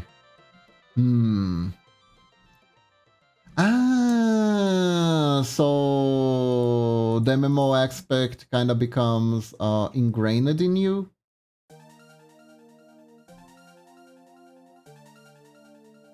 And because of the MMO game aspect becomes ingrained in you, you end up becoming less professional. No offense, but this would explain how irresponsible and weird some of these things are, like out of the way of the normal world. I can kinda see that. Honestly, I can kinda see that.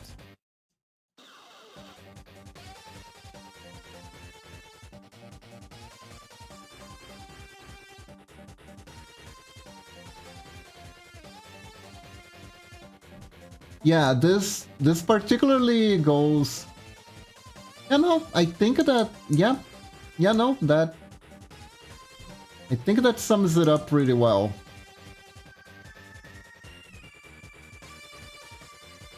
If you look online, no matter where, a lot of in-groups are very detached from the areas if they were to band together.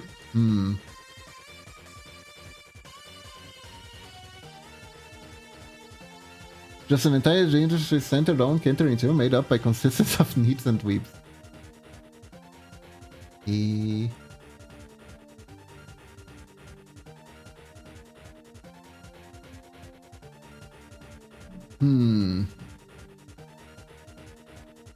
Interesting.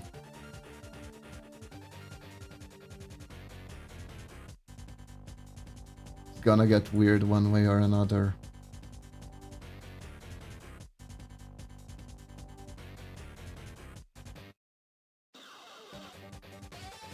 Yeah, I see that. I see that. Okay. So it's just checking something. It's quite alright.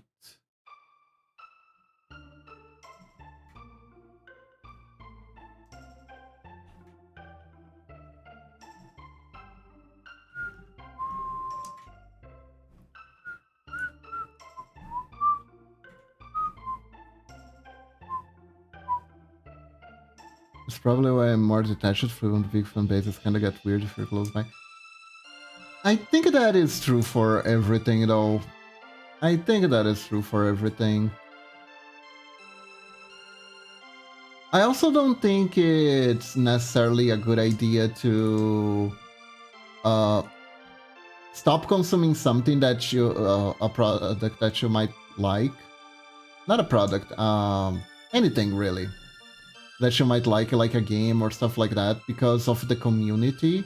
If you are not really forced to interact with that community at all. Like, if you don't want to play League because the players are toxic, that absolutely tracks, that absolutely makes sense. Because it's a game where there's gonna be social interaction with them, and if you don't want to deal with that,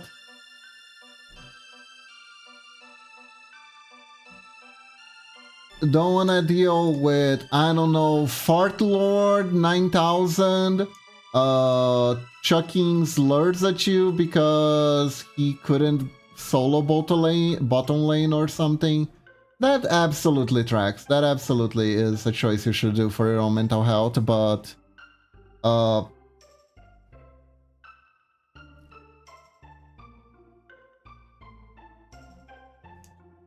if it's something like this is something that I had the displeasure of having conversations of people who like said they wouldn't play Undertale because they thought the fanbase was too unhinged. And it's like, man, why are you letting unhinged people decide for you what you're gonna play? Like, all out snow barrels holding wars between chess clubs, StarCraft team, debate club, theater groups, and cafeteria losers stable. Occasionally ceasefires will occur, but the first sparks ignites the flame of hell all over again. StarCraft players demonstration email. Theater clubs very dramatic, chess clubs are rule nerds. Ah! Why can't all nerds just get along? Why can't we all just get along?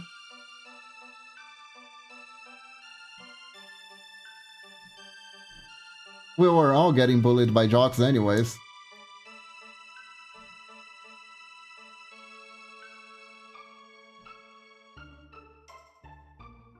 Debate club kids are future lawyers.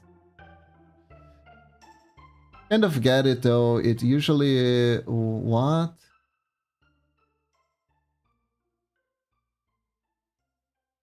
But Kiba, what about the in-group, out-group? What's an out-group? People who sit by the outhouse? Lawyers scare me, not gonna lie. I remember a guy defining that the lawyer is basically the one person on the table who actually read the rules for how to play the game.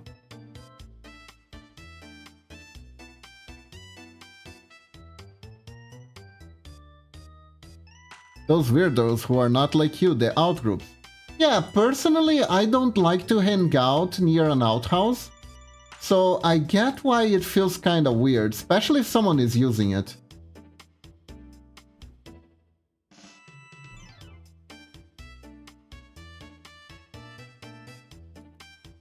I used to play League of Legends with a lawyer. Come to think of it. Wonder how he's doing.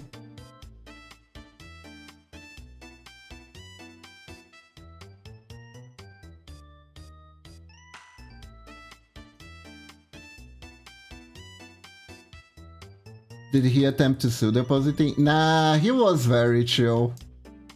A little bit too chill. He was very chill until he lost, then he started blaming everyone on the team. In opposition, we all started blaming him at the same time because he would not team fight that was where he was pretty much guaranteed to win. So it kind of felt like he was always doing nothing. It was very funny. It was very funny, honestly.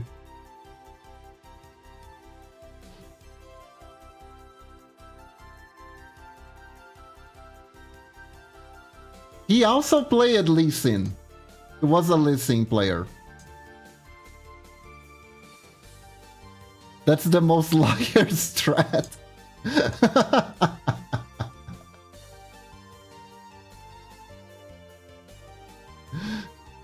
Yep, that's exactly what he did.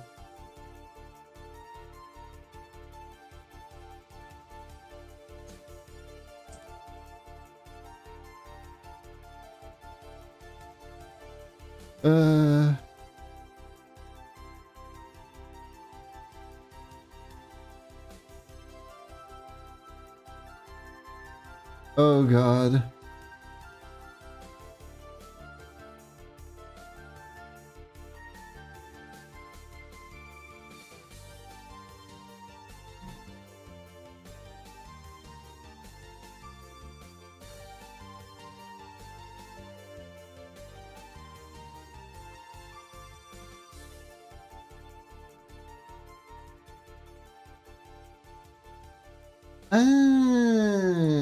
Shut the fuck on.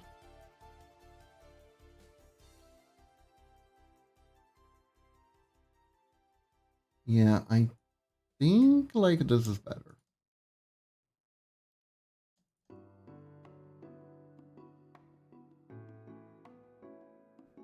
Yeah, this is too much excess armor.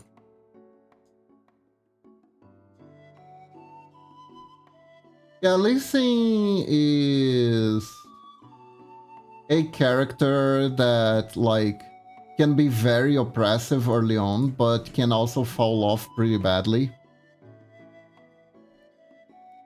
Ah, thank you, Medina. I've also been trying to work out 3 barks. I got 3 different ones. This one, and this one. I'm not sure which one looks best. They all use different styles. How much you didn't like this third one very much, since it kinda looks like a log. I'm a retired King Zack main. I have no idea what falling off is. Zack was funny. I never played Kayn. I actually quit when he was released.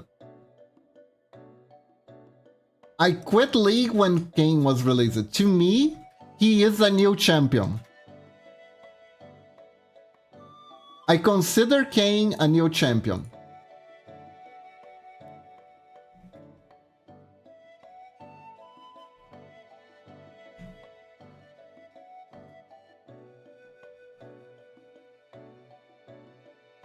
I mean, Riven, Nami, Soraka, and maybe Ari. Not that much of a different lineup from Momochi's.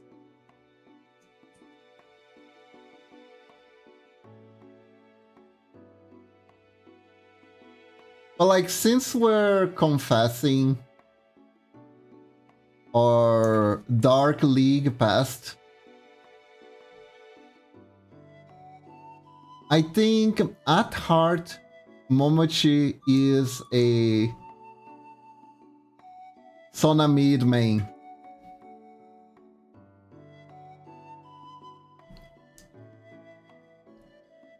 She picks Sona to go mid and somehow kill the opponent and get fed and win the game.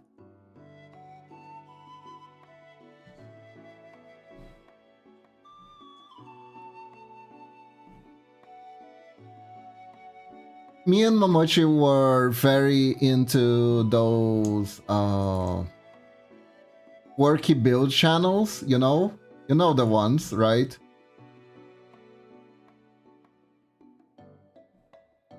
So we would very much play with like random crap.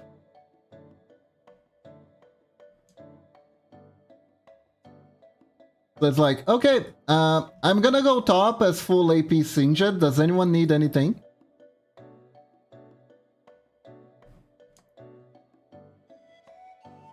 I am AP Singed main. I rushed the Relay Scepter and the other one that gave extra HP as the levels went by. And then did the mask thing. And I didn't really put any tank items on it. Sometimes I would put actually magic penetration and the tier for more HP that was for more MP that converts into HP from that weird passive of his.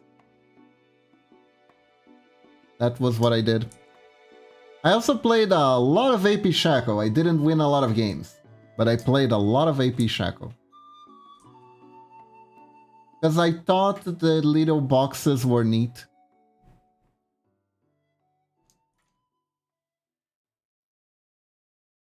I thought that actually being able to kill someone with the boxes was very fun. I played a fair amount of Veigar. I had the skin that had a quote from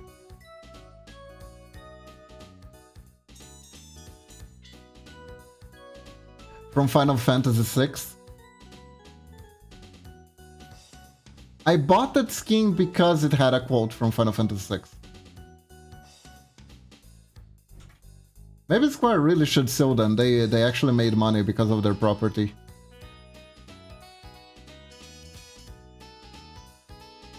Oh my god, wait, Renekton and Rengar were fun as well. Yeah, League had a lot of fun characters to play. The problem is playing the game. The characters were fun, the game was the issue.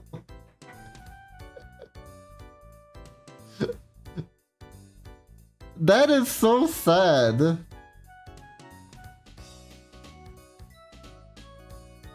Hey cutie kitty, how are you doing? I finished the site of the male, the male sprite. I am getting to the female side now.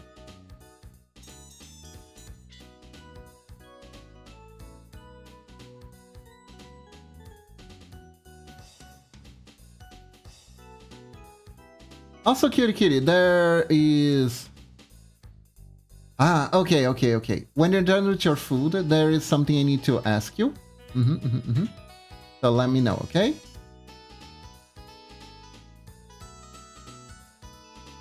Also, I don't know if I showed this to Norix. Now I can invert my axis. I look like this now.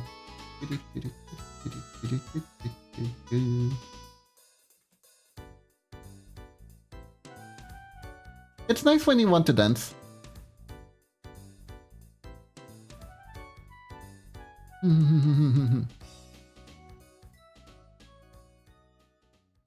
Wiggly silly, let the booty be wiggly.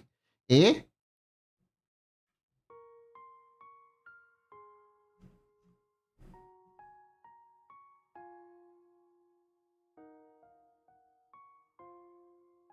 Was Lunatic who drew attention to the fact that I could do that now.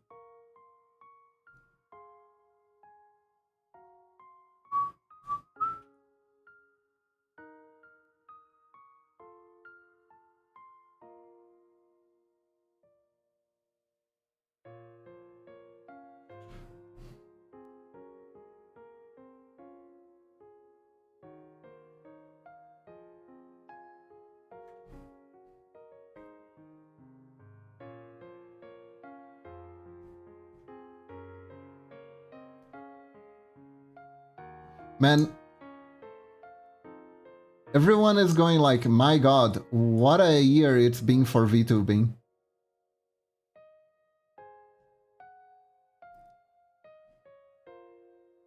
And it's like, it's still July though. It's still July though. Yeah. Honestly, I like Tintin.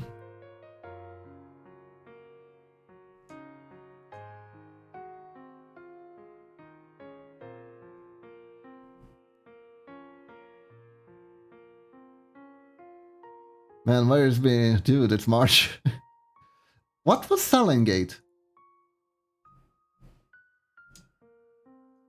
You can tell I don't really follow drama. I have no idea what you're talking about. Silent Tatsuki incident.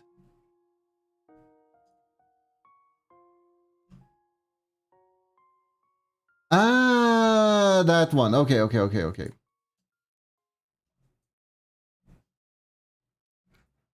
Yeah, that one was weird. That one was weird.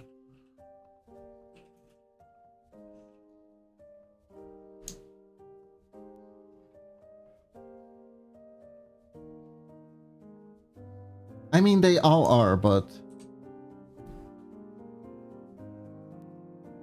it is good. It is good.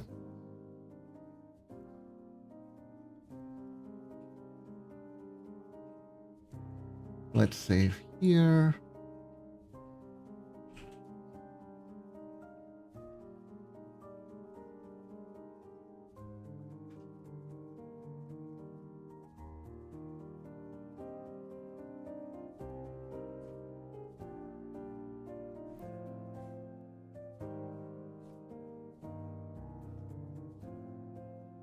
Also, holy hell, I deeply hate Microsoft Teams.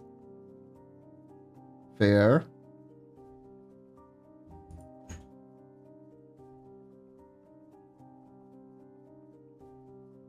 I don't even know why, but there's probably a good reason.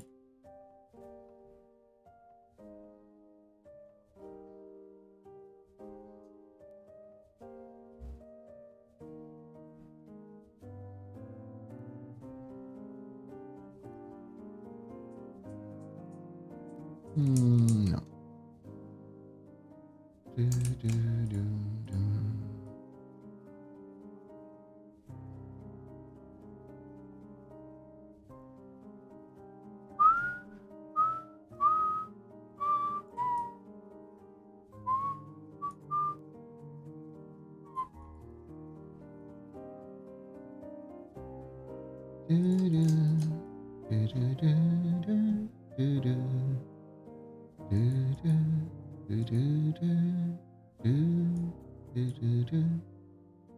Let me check a little something here.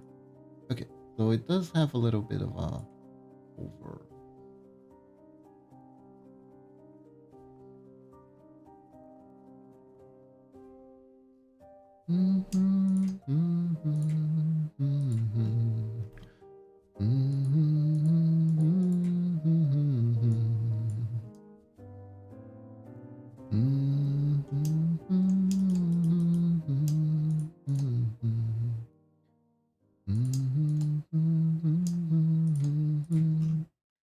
anyone else watch Tintin when they were little?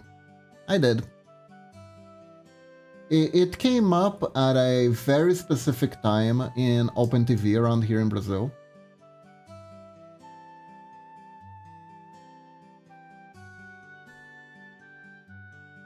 Love the comics, they were so cool. You know what comics I really, really love growing up? The Asterix one. I really, really love the Asterix comics. Asterix and Obelix.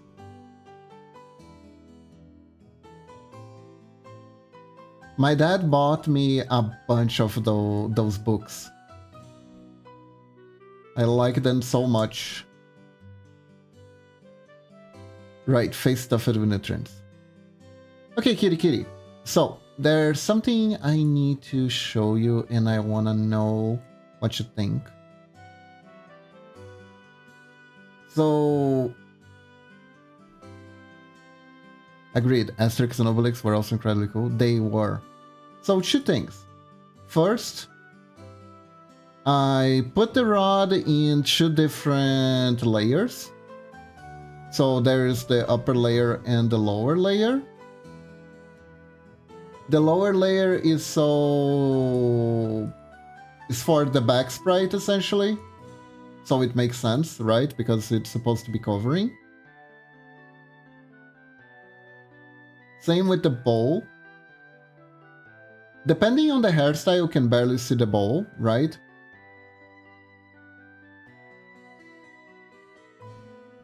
But it's still there. And there is one little issue regarding the hairs that I need to ask you. It is specifically in the bowl sprite, because in order to pull the bowl, the head goes like this. But as you can see, the hair is kind of clipping the hand here. So what I wanted to know is, do we keep the clipping? Right? Or do I delete pieces of hair in this sprite specifically, right? So that there is no clipping. Because I can do that, but I don't know how easy it is for you to implement it.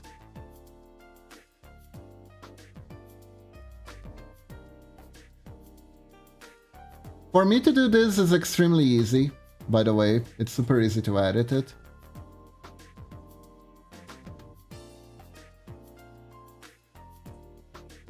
If the clipping, it might clip anyways. Okay.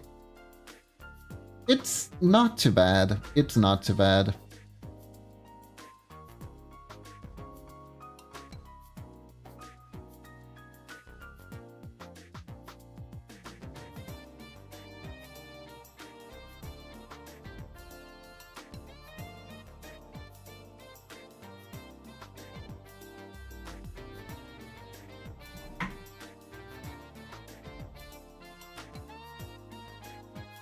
Because, like, I would edit it anyways, but I wanted to make sure that if I did that, it wouldn't, like, make it harder for you for any reasons. Can I show you something? You can. Send me on Discord.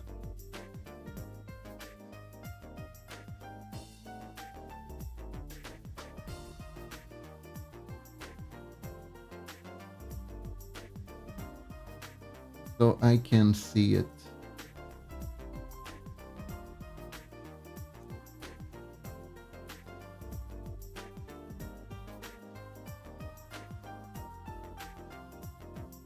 Like, if you ever change your mind about that, let me know, okay? And okay, let's see. Ah, the alpha of the game. Oh, a devlog. Okay. Interesting. Let's see.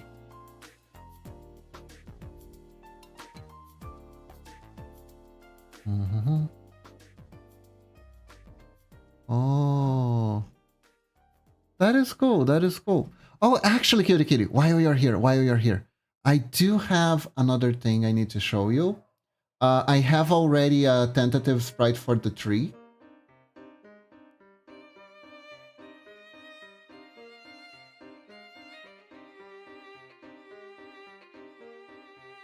So I want to know if this is more or less the size you were thinking.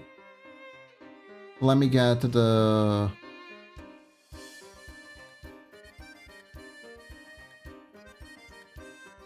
Let me get a...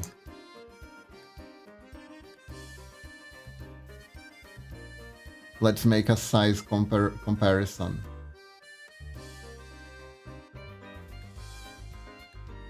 Is this more or less what you were thinking for the tree? Alright, Medina, have a good one. Of course, the foliage part isn't complete. This is just that I was testing out different shades with the trunk.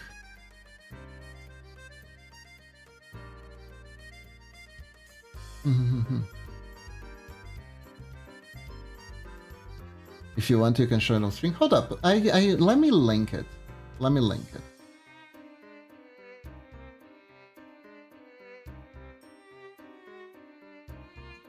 There we go. For anyone interested in Cutie Kitty's progress.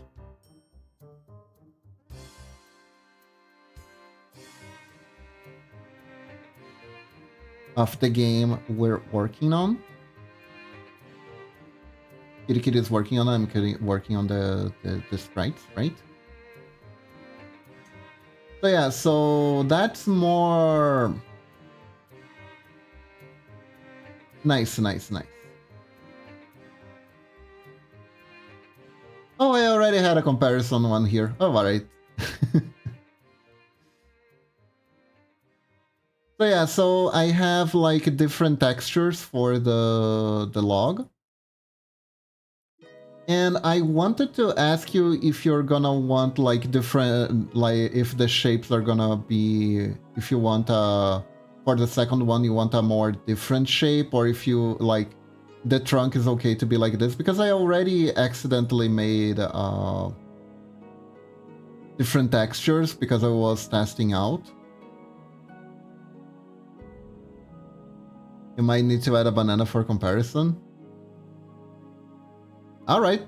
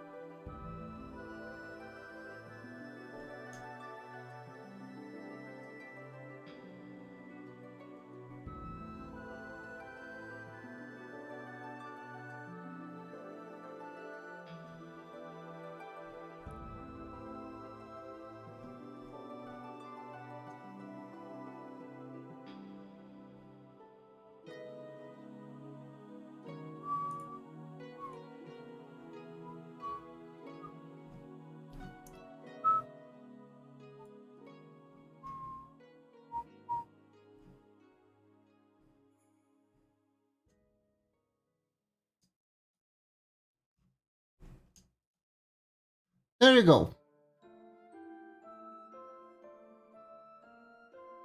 There's your banana, kitty kitty. But I don't think bananas grow in this kind of tree.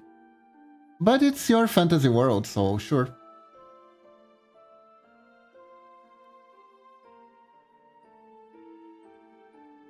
Anyways.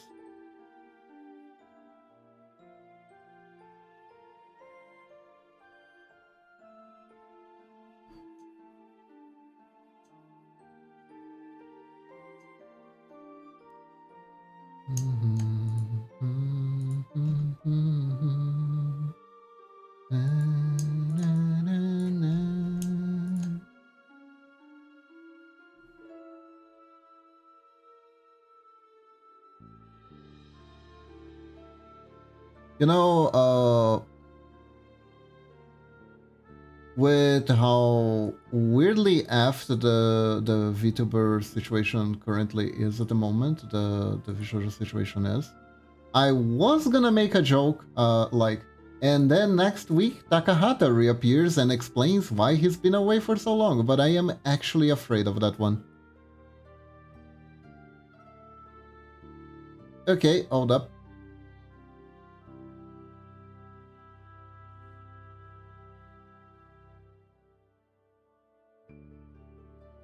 This is one that I think it turned it out the best. There's this one.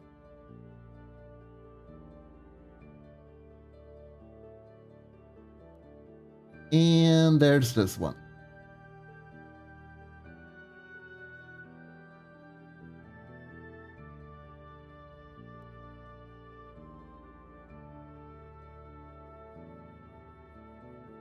I hope that was enough.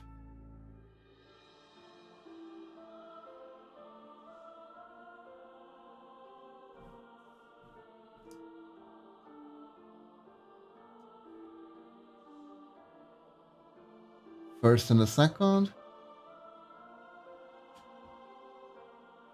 So this one and this one? Or this one and this one?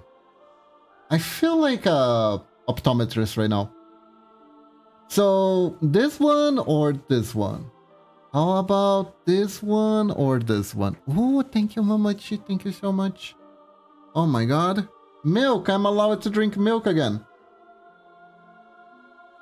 Ah, thank god.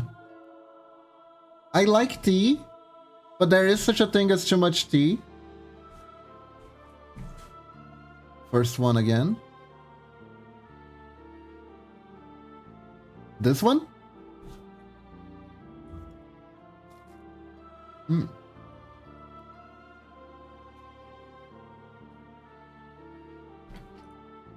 Well, this one.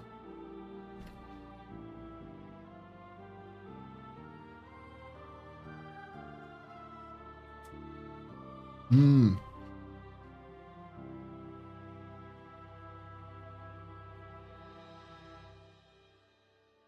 This is just a visit to the optometrist, isn't it? Okay.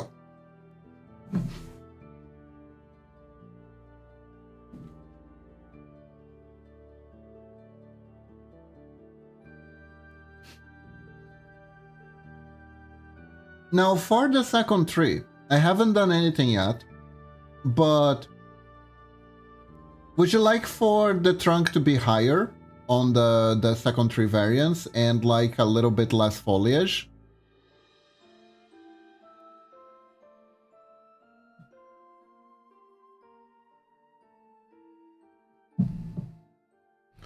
Like, let's say...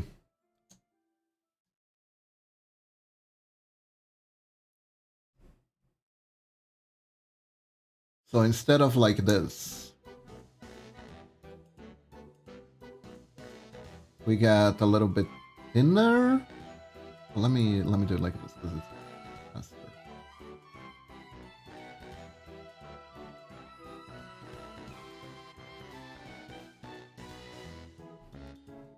It's a bit thinner, then we could...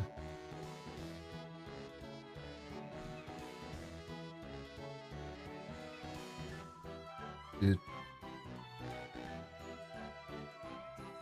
maybe like this.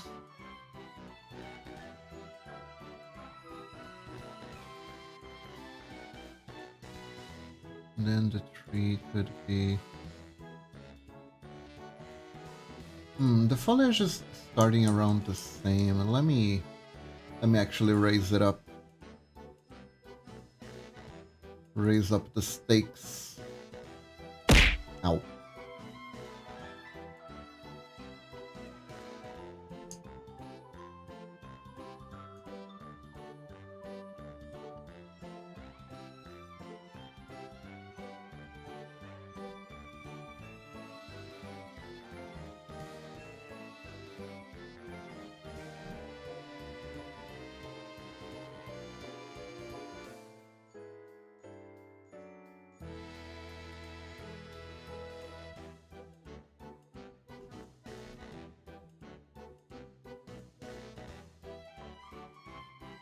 So it would be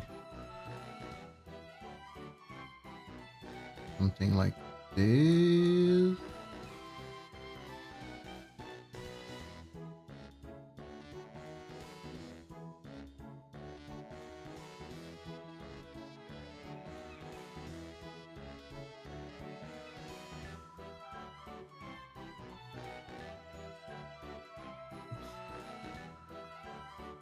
Would a shape like this be alright?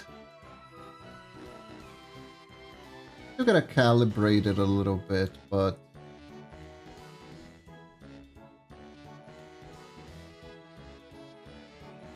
That looks good. Okay. Nice, nice, nice. So, these two types of tree. Good to know. Good to know.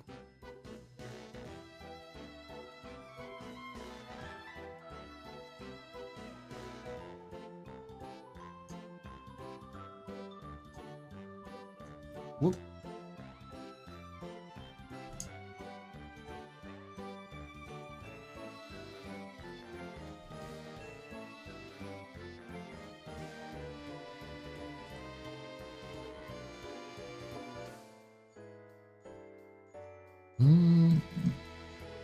Okay, so little break for snack. I got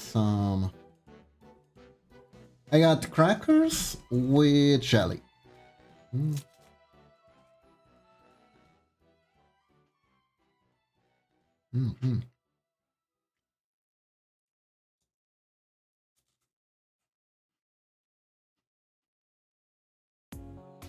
You know, I do realize now that I ended up talking more about the final battle of the anime that I watched than I actually did describing the anime.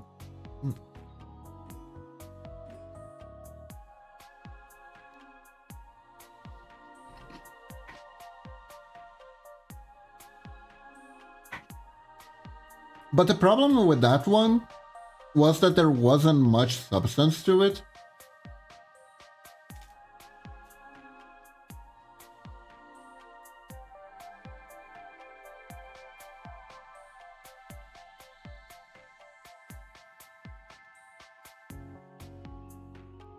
Guys, like,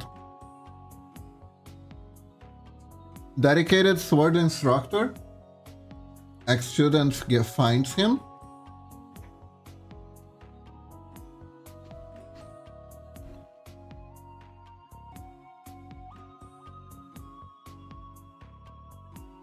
Says, I got you a job at the capital.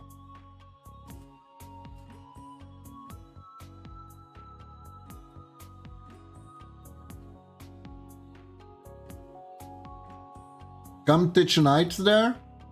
He does. He gets roped into getting it full time.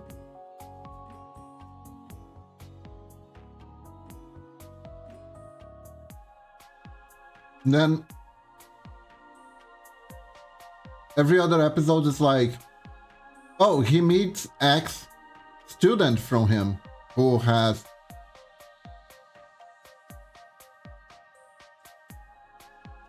used his teachings to rise to prominence. Also, she's a cute girl who looks like she's cosplaying.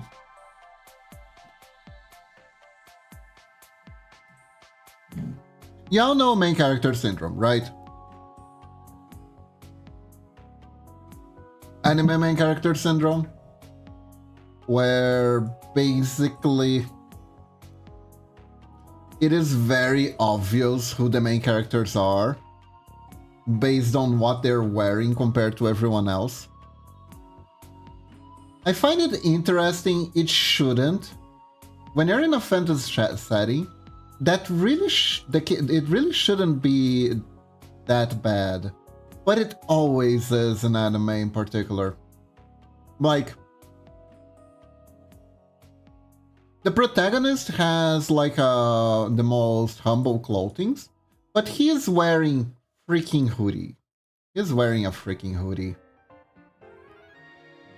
It's a medieval fantasy setting. The guy is rocking a white hoodie. My dude is rocking a white hoodie. And it passes out as humble clothing, but it really isn't.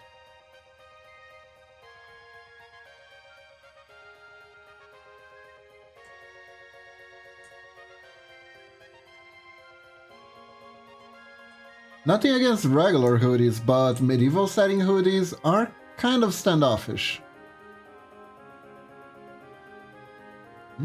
There a pixel here? No? Okay.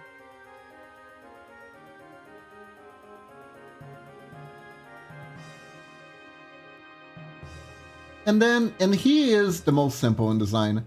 The knight girl that hires essentially gets him the job.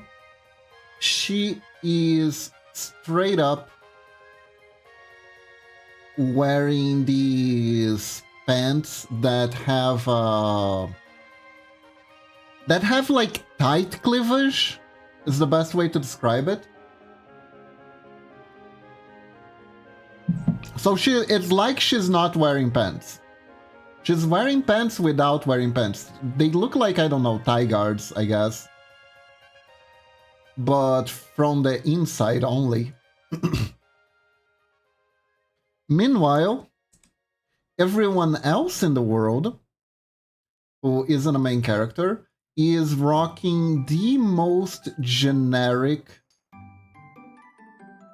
like just the most absolutely generic clothing possible. Medieval, fantasy medieval clothing. The absolute most generic shit ever.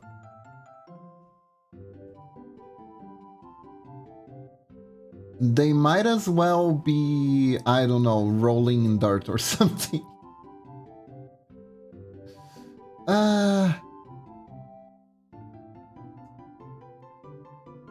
It's like, oh, I see a cosplayer in the distance. Must be a main character.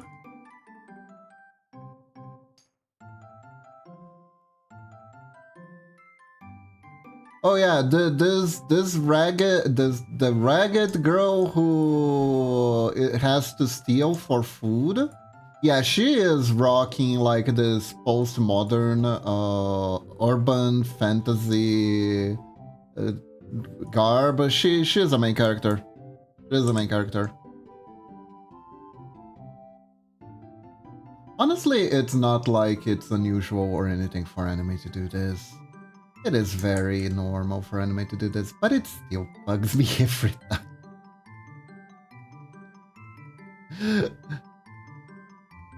It still gets me every time, honestly.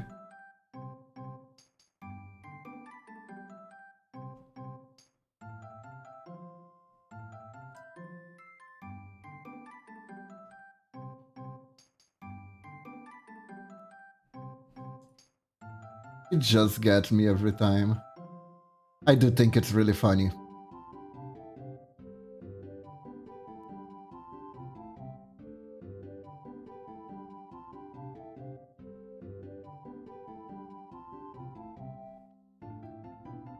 It is really funny.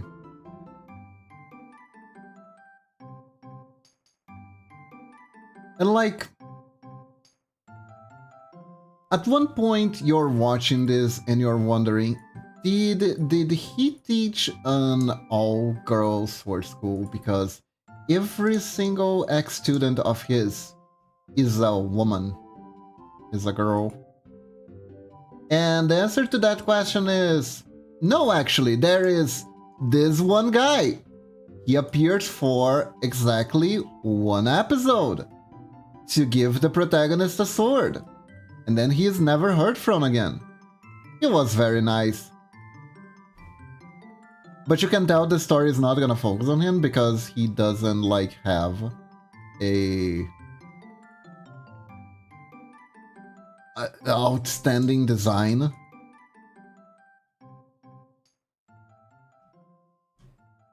And the sad part was I kinda liked what they were going for with that character. Because that character was basically he was older than the teacher. And he was in the same class with a bunch of rats because he was a blacksmith, and he just wanted to learn enough about sword fighting so he could have a better understanding of how to craft gears for swordsmen, which is honestly a clever take, right? It kind of makes sense. If you're gonna be like more attuned to like how to balance out the sword so it fits the client better, stuff like that, right?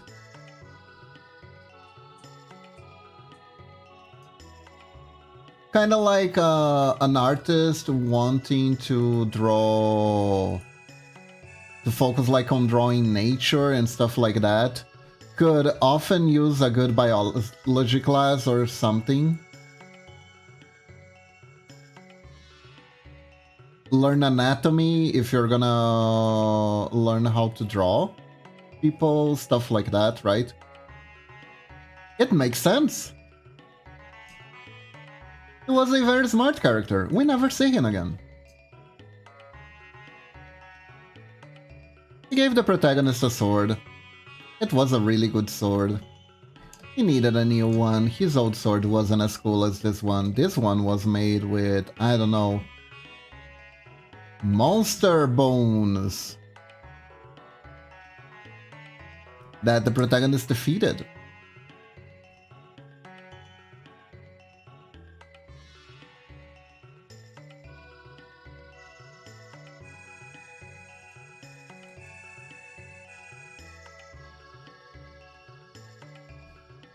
So yeah, the guy had a total of one successful male student.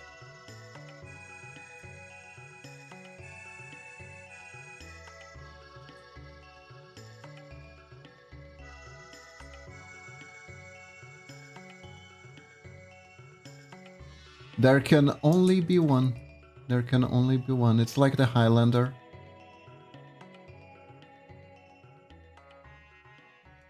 I mean, he probably had more, but the story really just wanted to focus on cute waifus that had a debt of gratitude to the teacher, telling him how awesome of a person he is. Because I don't know, that's the anime.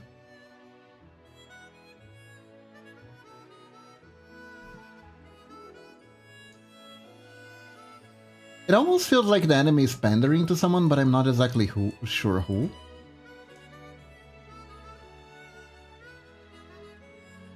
You know what I mean? It's like, okay, so this is pandering, but what are we pandering to? Exactly.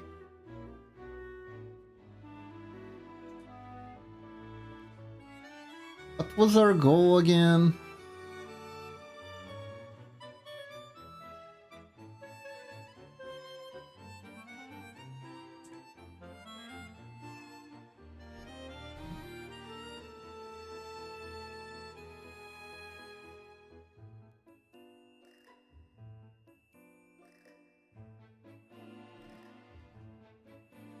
That said, anime vibe is nice. If you want just a chill anime of nice people doing nice things, and that's how you like to, that's what the kind of stuff you like to watch on your free time, that's an anime. That's an anime for you.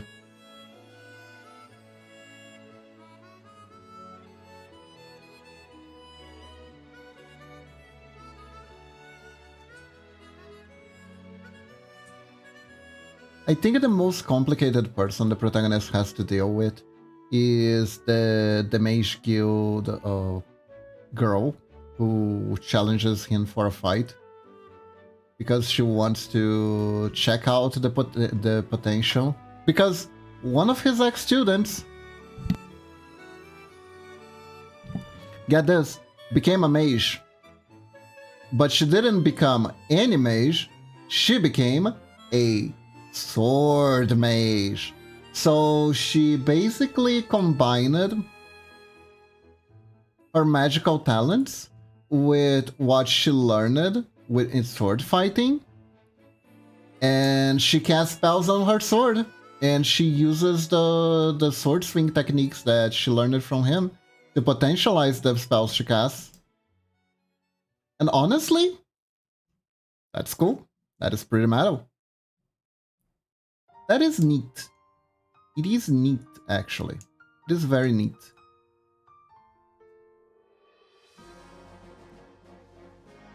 They don't really do anything with her either.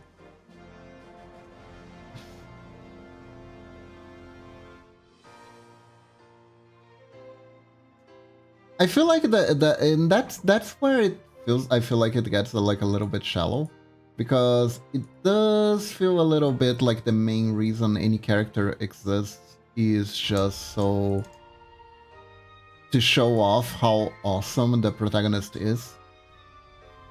And like, the protagonist is a very humble person. Basically, the way the anime feels, it's like a dad bragging about how awesome their son is, while their son is literally dying in the corner. That is kind of how I view this anime.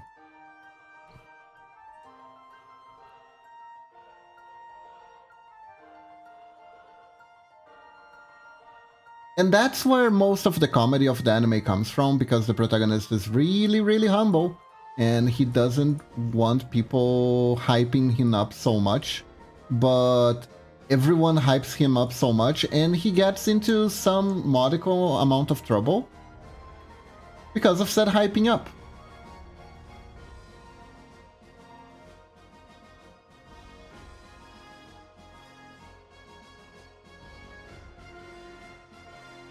So guy is like, you've been hyped up a little bit too much. Are you really all that good? And protagonist is like, no, that's what I've been telling you. I'm just a country bumpkin. Okay then, if you're so good as you say, I didn't say I was good. You're gonna have to duel me. And then like, oh boy, here we go again. And then he beats the guy. Because he's being hyped by someone who is close to him, and it's important that he gives it his all. Otherwise, he's not gonna be able to help them save face. It's gonna be awkward. So he does his best, and by doing his best, and his best is awesome. So he ends up beating the guy, and the guy's like, "Oh my god, you're super extra awesome! I'm gonna hype the shit out of you next time I talk to anyone about you." And he's like, "No, sir, please cease." But they hype him up anyways. Hilarity ensues.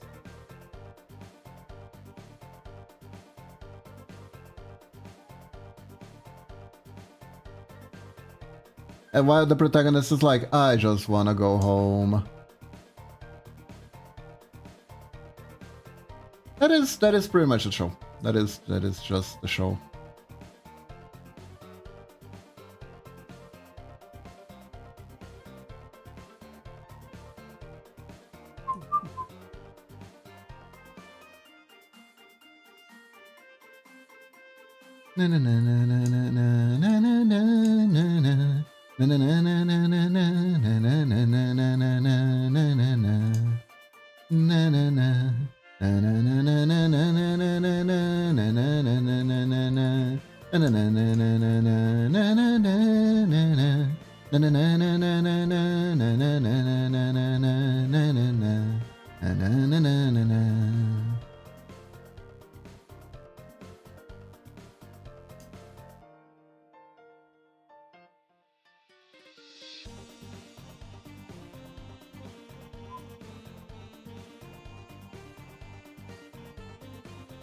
I am sure that, this is also another thing that I was thinking about. This show just reminded me of a really funny shower thought I had the other day. There aren't bad advice. There is advice for the wrong people. I think any advice you can give, right, in the world, there's probably someone that advice applies to. So, like, let's take a very generic advice, like, you should remember to stop to smell the flowers. That's a very generic advice, right? That is super ultra generic. And that advice can absolutely apply to certain people. If you're like a workaholic and you're having trouble to find life balance, taking a break, thinking things through is obviously gonna be very helpful, and that is gonna be very good advice, right? However, if life isn't going well for you and the main reason is because all you do is lack off all day, that advice is not good. It's not good. Like, are you, like, be careful to not burn out. The person's like doing nothing, and the person's like doing nothing. They're not gonna burn out on nothing. That's not the advice for them, right? So this show is definitely an advice for people who are too humble. That, like, you don't need to be so humble all the time. You can take a little bit of credit for stuff and actually believe in yourself, which is great advice for someone who is like that, and terrible advice for someone who has an ego.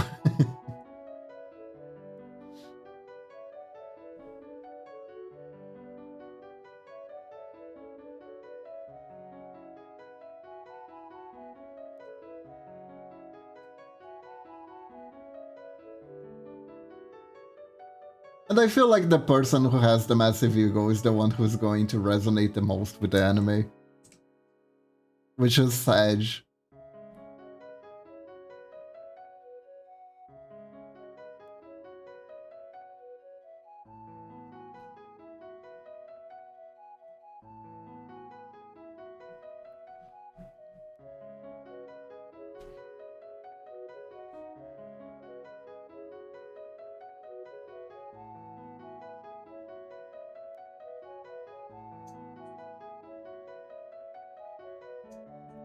So yeah, there probably isn't bad advice out there, there is just the wrong target.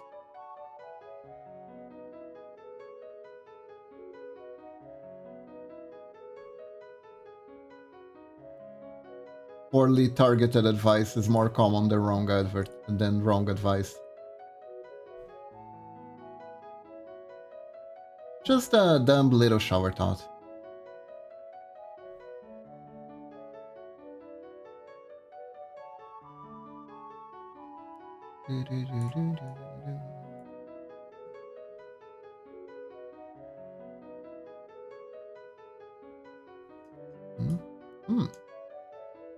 Okay.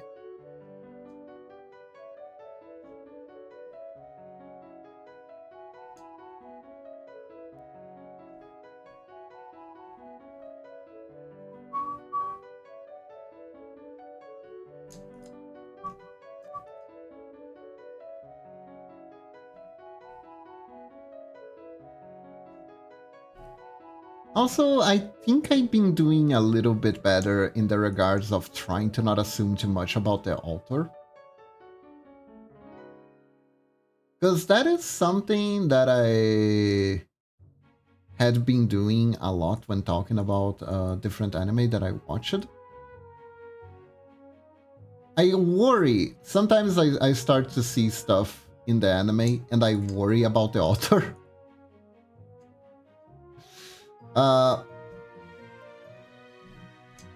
But honestly, it's probably better to just judge any piece by its own merits.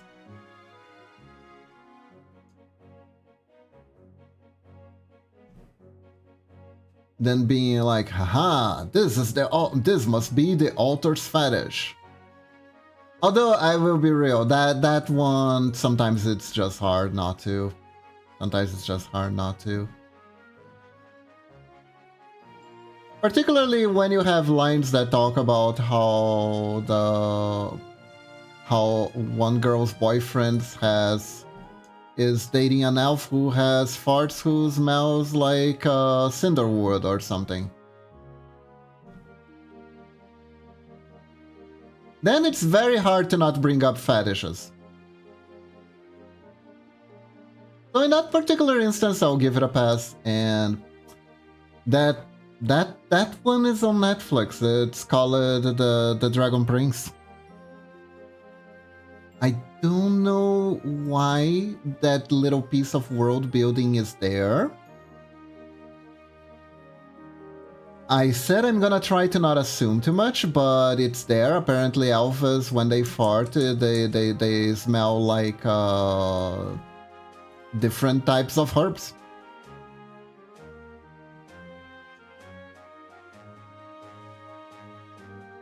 You don't include fart in your world building? Such a poor world building. It's gonna go on my new YouTube channel where I give random unsolicited writing advice. Honestly, hold up. Make a parody channel of like the writing advice channels. Call it unsolicited writing advice. Hold up, is this something? Chat, are we cooking?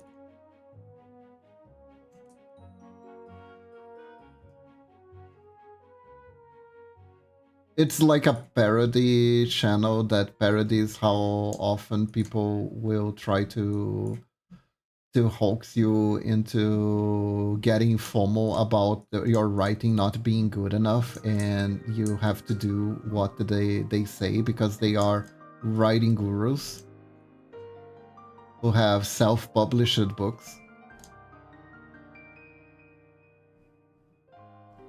I was hearing a podcast the other day, and one guy commented that he was trying to get into writing, and there is like a bunch of resources on YouTube on how to write, guides and stuff like that, but he was like looking at YouTuber, like some YouTubers that would give advice for it, and then he decided to actually read the book that said YouTuber had published and would often comment in their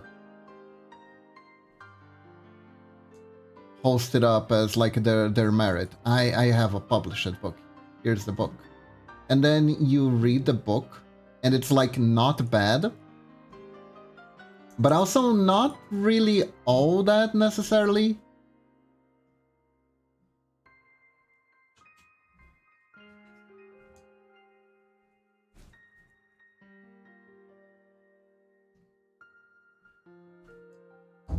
And sometimes it just is what it is. It just is what it is.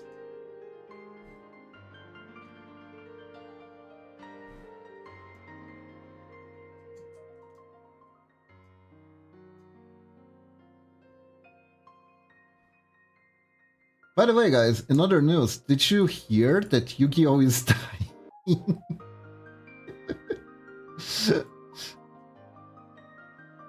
For the up 20th time, Yu-Gi-Oh is dying, and this time it's for realsies.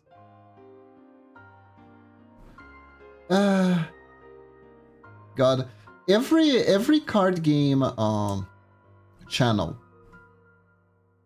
that I follow of different games is adamant that their game is dying. Their game is in trouble. This is absolutely the worst meta their game has ever met, for all sorts of different reasons. Honestly, I both believe it, but at the same time, I wouldn't put past them being a little bit overreacting might not even be the right word, but kinda. But it's the best word that I have for that at the moment, unfortunately. So it's gonna have to be overreacting. And I know exactly why. I absolutely do. I absolutely do know why. And that is because they're very entrenched in their games. They are very entrenched in their games. It's like, yeah, I don't think League is fun anymore. And it's like, dude, you make content for League. You have to put up a League video with like a new build every freaking week. You have to play like 600 hours, I don't know how much, in order to test if said build is good. It's called burnout, dude. You're burnt out of your game. It's not gonna be fun. It's not gonna be fun.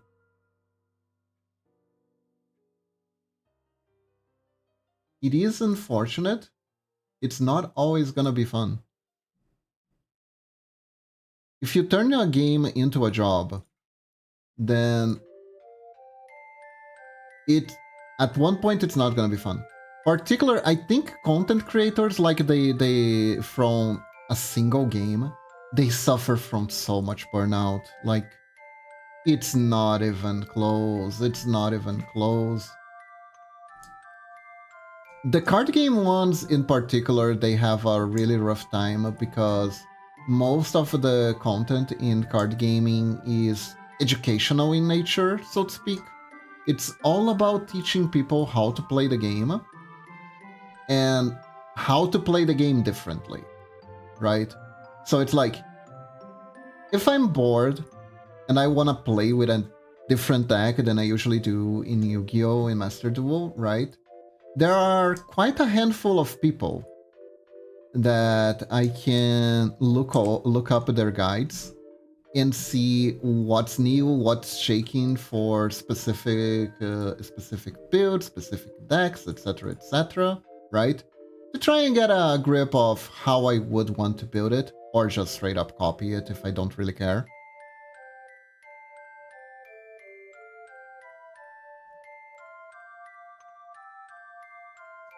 I can't burn out, I have burned out a long time ago.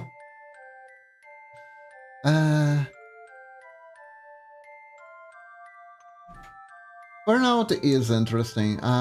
Personally, I feel that burnout is kind of an instinct thing. It's like your body telling you, hey, maybe we should move up to a different place. Maybe, I don't know, maybe we should try something different. I think the berries here are gonna run out soon. We should move over there where there are more berries. You know, that kind of stuff. I have this philosophy that in essence every human being is still retained. their nomad nature, right? We evolved to be nomads. We settled down because it was a more effective survival strategy, but it wasn't the survival strategy we were built for. And the main reason we get bored is because of it.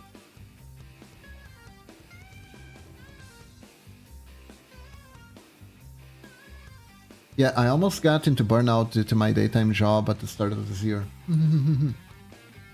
Yeah, if you feel like you're not moving, right? We use moving up as a reference usually, right? Because of like expectations regarding trying to make our lives better, etc. But it's really just moving around. It's really just moving around. A lot of people have discovered that they don't necessarily mind earning less sometimes if they feel that their job is more fulfilling. And there are people who have very fulfilling jobs who might one day just completely freak the fuck out and not want to do them anymore.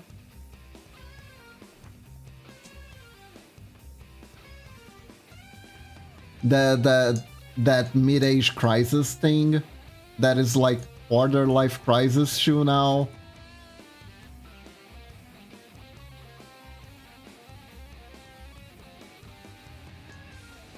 And whatever the hell other crisis that people are importing to get earlier and earlier and earlier.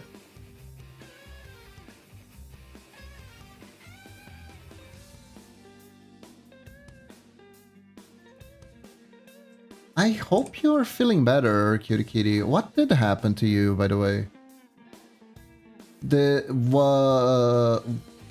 Was the job too demanding, or did your boss start being kind of an asshole towards you?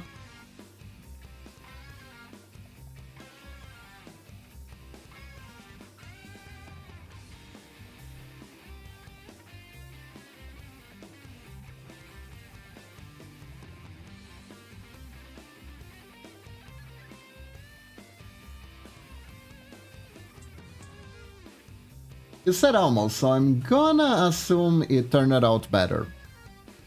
It got better.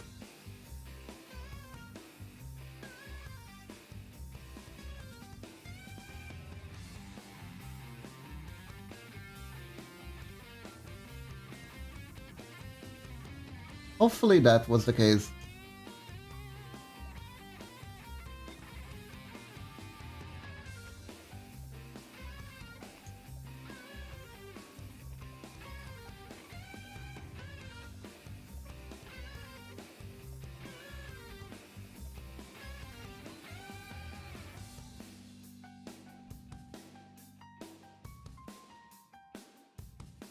I've been feeling better now, but it's declining again. We had about 30 days to make sure. Oh. That is an ungodly amount. That is a lot.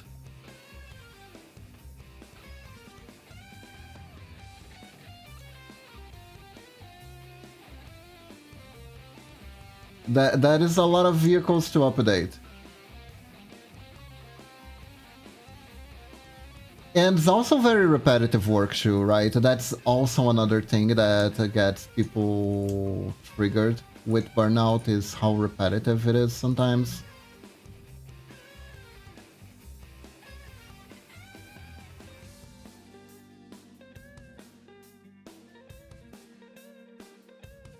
Like very big, long, repetitive tasks.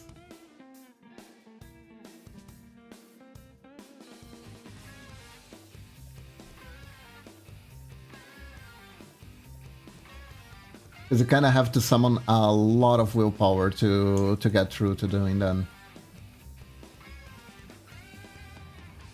So yeah.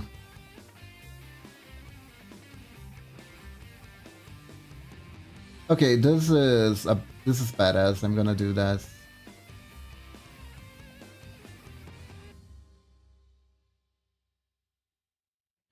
And we would be working 80 to 10 hours a day to update the vehicles with 2 people. Ooh.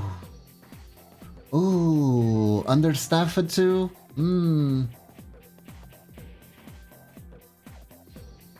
Yeah, that ain't good, Chief. That ain't good.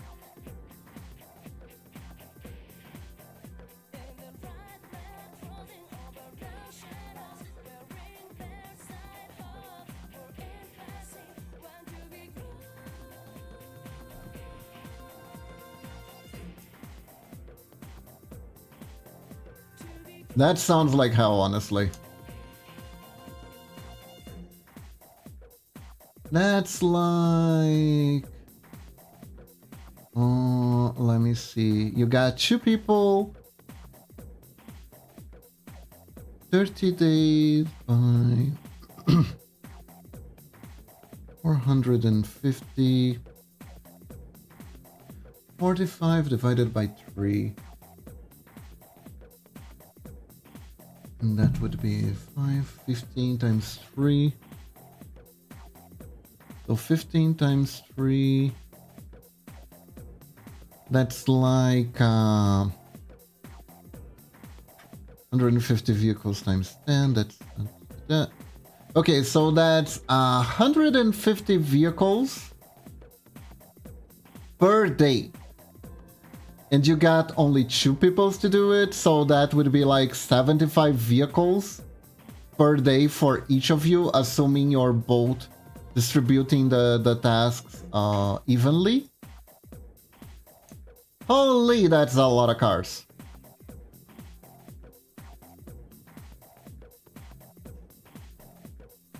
That is a lot of cars. Goddamn.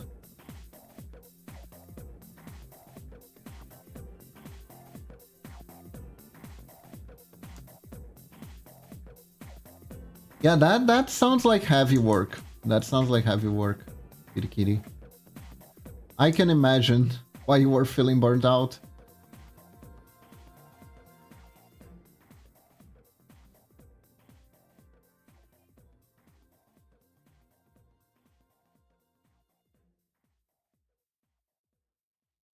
Buses and trams, and they weren't always online. Oof.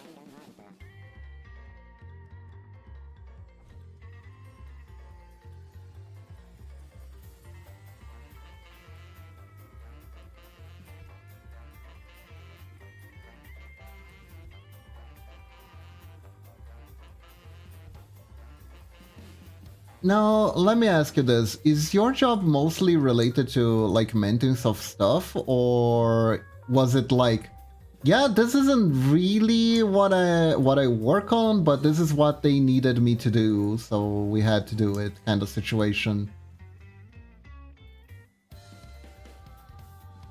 Because I can tell if it's the second, right? That one absolutely makes burnout worse. Because it's a task that you have to do, but it really isn't what you sign it up for. Best part is, which is really bad actually, is 3G is still active and I haven't switched it to 4G officially yet, so... Oh no. Oh no, so they were like, oh, this is the most important thing ever, you have to do this right now, and then they don't even use your hard work? Ah, come on. Come on. Yeah, that is... Mm-hmm.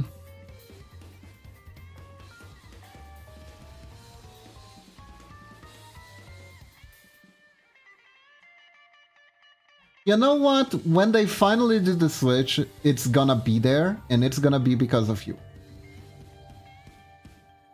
Bye-bye, Lunatic! Have a good Nini! Sweet drinks. Today we can actually go a little bit later. Because I don't have... I don't have singing lessons today. We're currently on vacation. Because July is winter break in Brazil. Yeah,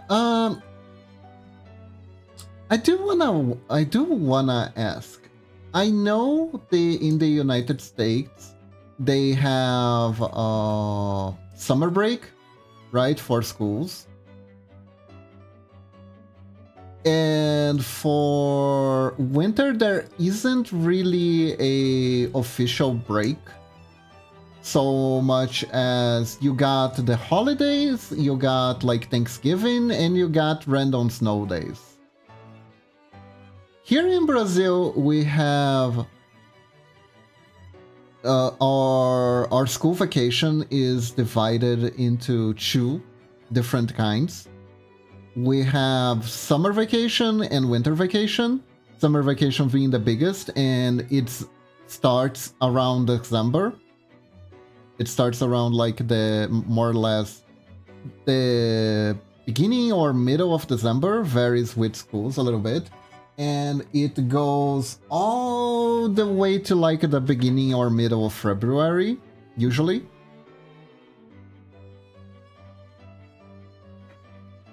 And then during exactly in July, there's also school vacation that lasts exactly 1 month, the entirety of July. Summing up a total of like 3 months of vacation. Now I do wanna know, how does summer vacation... I wonder, I'm not entirely sure how summer vacation works in the US. The children get like the entire summer off? Like just straight up 3 months in... 3 months of vacation and then back to school to you little gremlin? Or is it like just 1 month? I never understood that.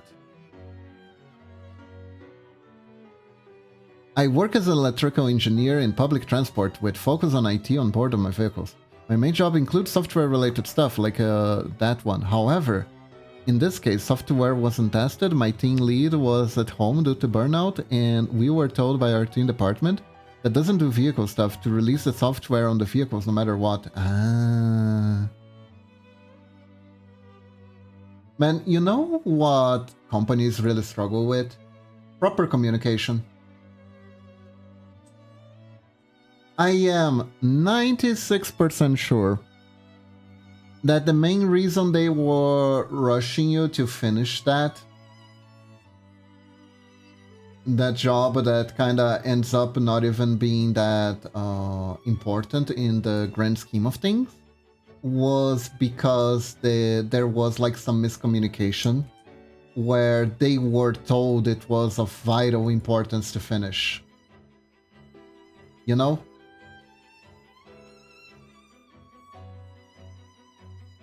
Someone got their shit mixed up, I'm sure. I am sure.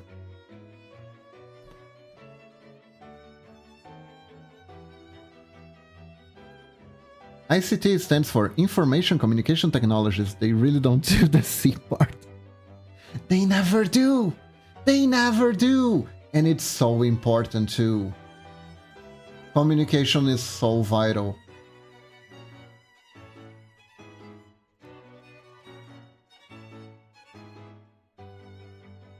Vital and extremely hard.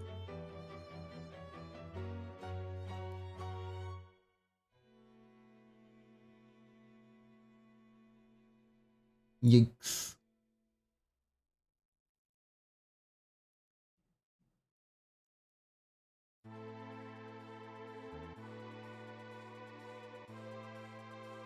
Oh god.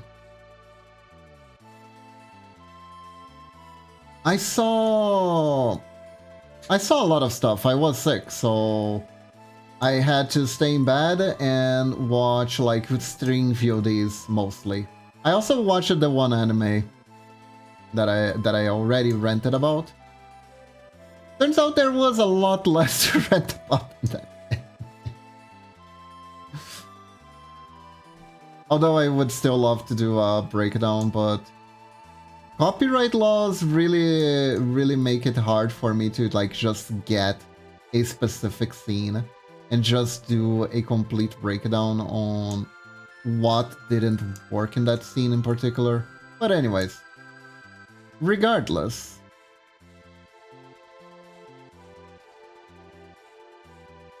I saw Connor released a video, CDog VA, where he finished playing Final Fantasy VI for the first time. And I'm like, God damn, that is a good game. That is such a good game. That is a game I need to play. But I need to find a way to play the original version. Because god damn it, I don't like what they did with the color of the sprites. I really want the original color palettes. As for the vacation question, here in Belgium there are 2 months of summer leaves, and in the winter there's 2 weeks of leave, 2 weeks in autumn and 2 weeks in spring, with some loose days here and there for schools. Ah. Do you guys like drop everything for random holidays? Because here in Brazil, the main thing is we tend to drop everything for random holidays.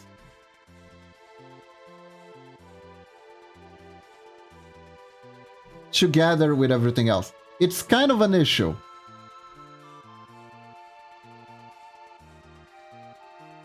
It's kind of an issue sometimes.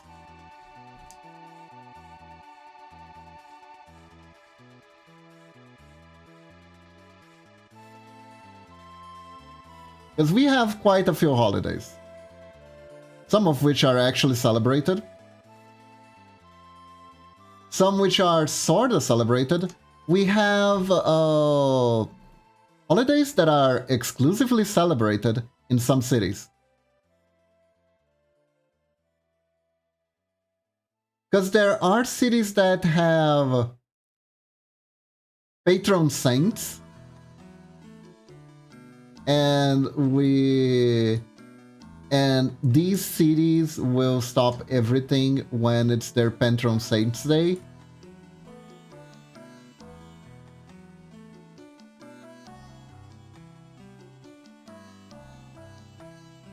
But like only in the city it's a holiday. So it's really weird sometimes.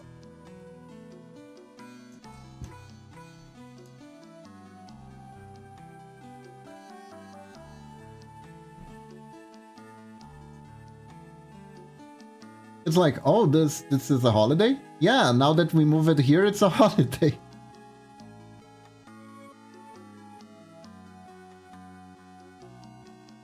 It's pretty derpy sometimes, but you know. Don't have that, but it can be a bit weird here. I see, I see. So it is like 3 months. It is like at least 3 months of vacation. Good to know, good to know.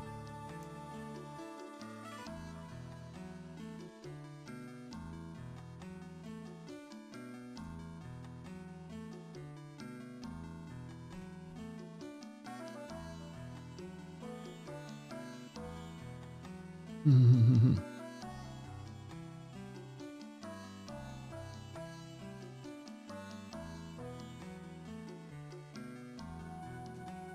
can go.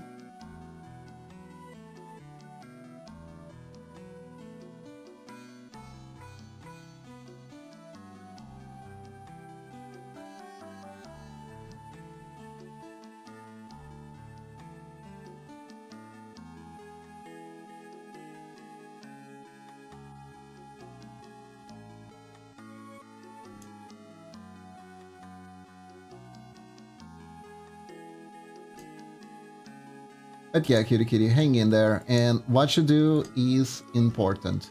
Even if sometimes your boss tells you to do the wrong thing, what you do is important.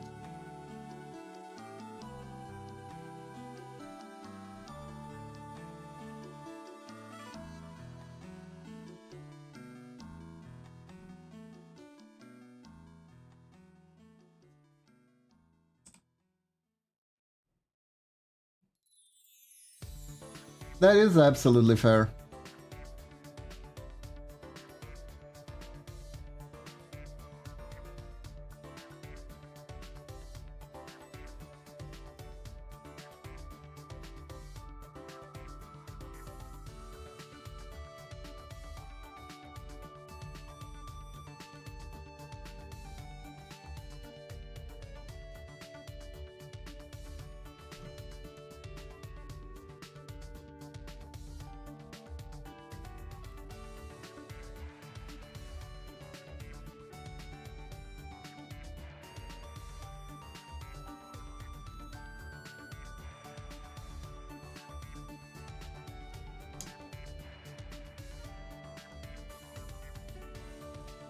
Finally playable but still missing a tutorial. Ooh. You know, I actually gathered a bunch of like interesting views on tutorials.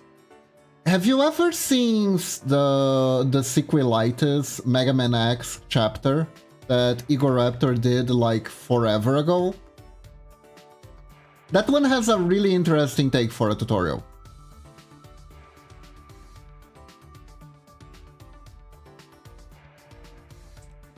So basically that one talks about the design philosophy of the original Mega Man games, and it takes Mega Man X first stage as it's the author of the video regards Mega Man X as like the pinnacle of smooth tutorial design, which is ironic because the series became infamous for having terrible tutorials in the later installments when they had the perfect formula for a tutorial.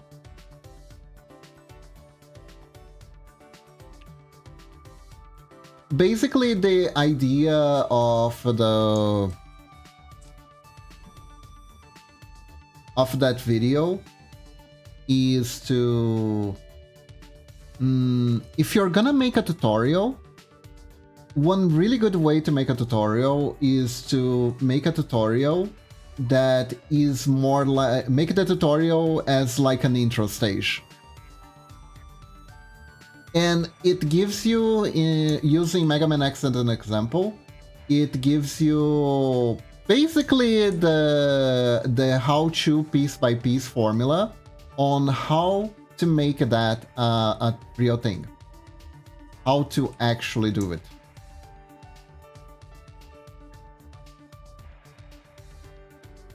It's a very insightful video, actually. And I gotta hand it to the Mega Man series, like they are... I don't know why the creator went insane when he made his spiritual successor. I don't know what happened with him, but when he was younger, he knew what he was doing.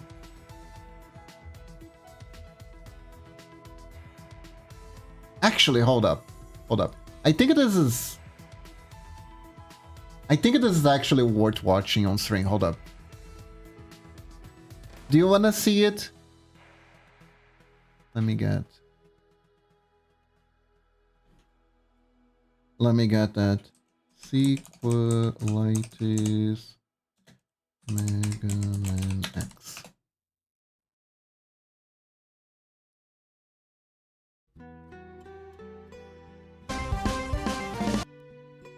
It's 20 minutes, but I'm gonna skip to the part that's important.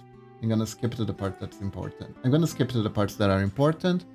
Let me just grab a capture for it. My idea for a tutorial is going to be the current map, but the map that can be used later on as a base that you can expand as such. That is the idea. Okay. So, would you like me to give you how... because it's a little bit bigger than I remember. I am gonna send you the link so you can watch it at your own leisure. In this case, and I'm gonna just tell you the TLDR of what it is, right?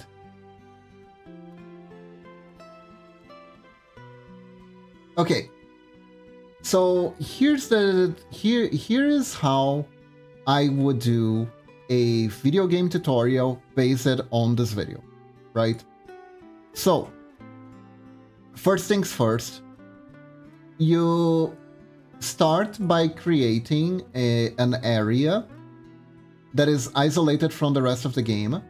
Maybe it's a good idea to make it like relevant to the story somehow. Make it like a self-contained scenario for your story, for the story. Let's say the story start with your character like wandering along a travel road, and there is a merchant being attacked by bandits, right?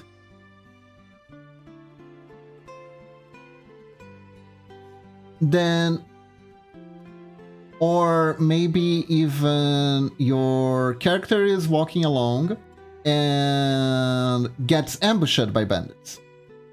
Gets ambushed by a bandit. A bandit spots him. And the bandit will be like, this is the area of the Thug Tutorial bandits. How dare you come here? And then he pulls up the sword. And it's like, oh shit. But first, you're thrown into the map and there's nothing there. So you have to walk to actually reach this area, right? So that's the first thing. You need to walk.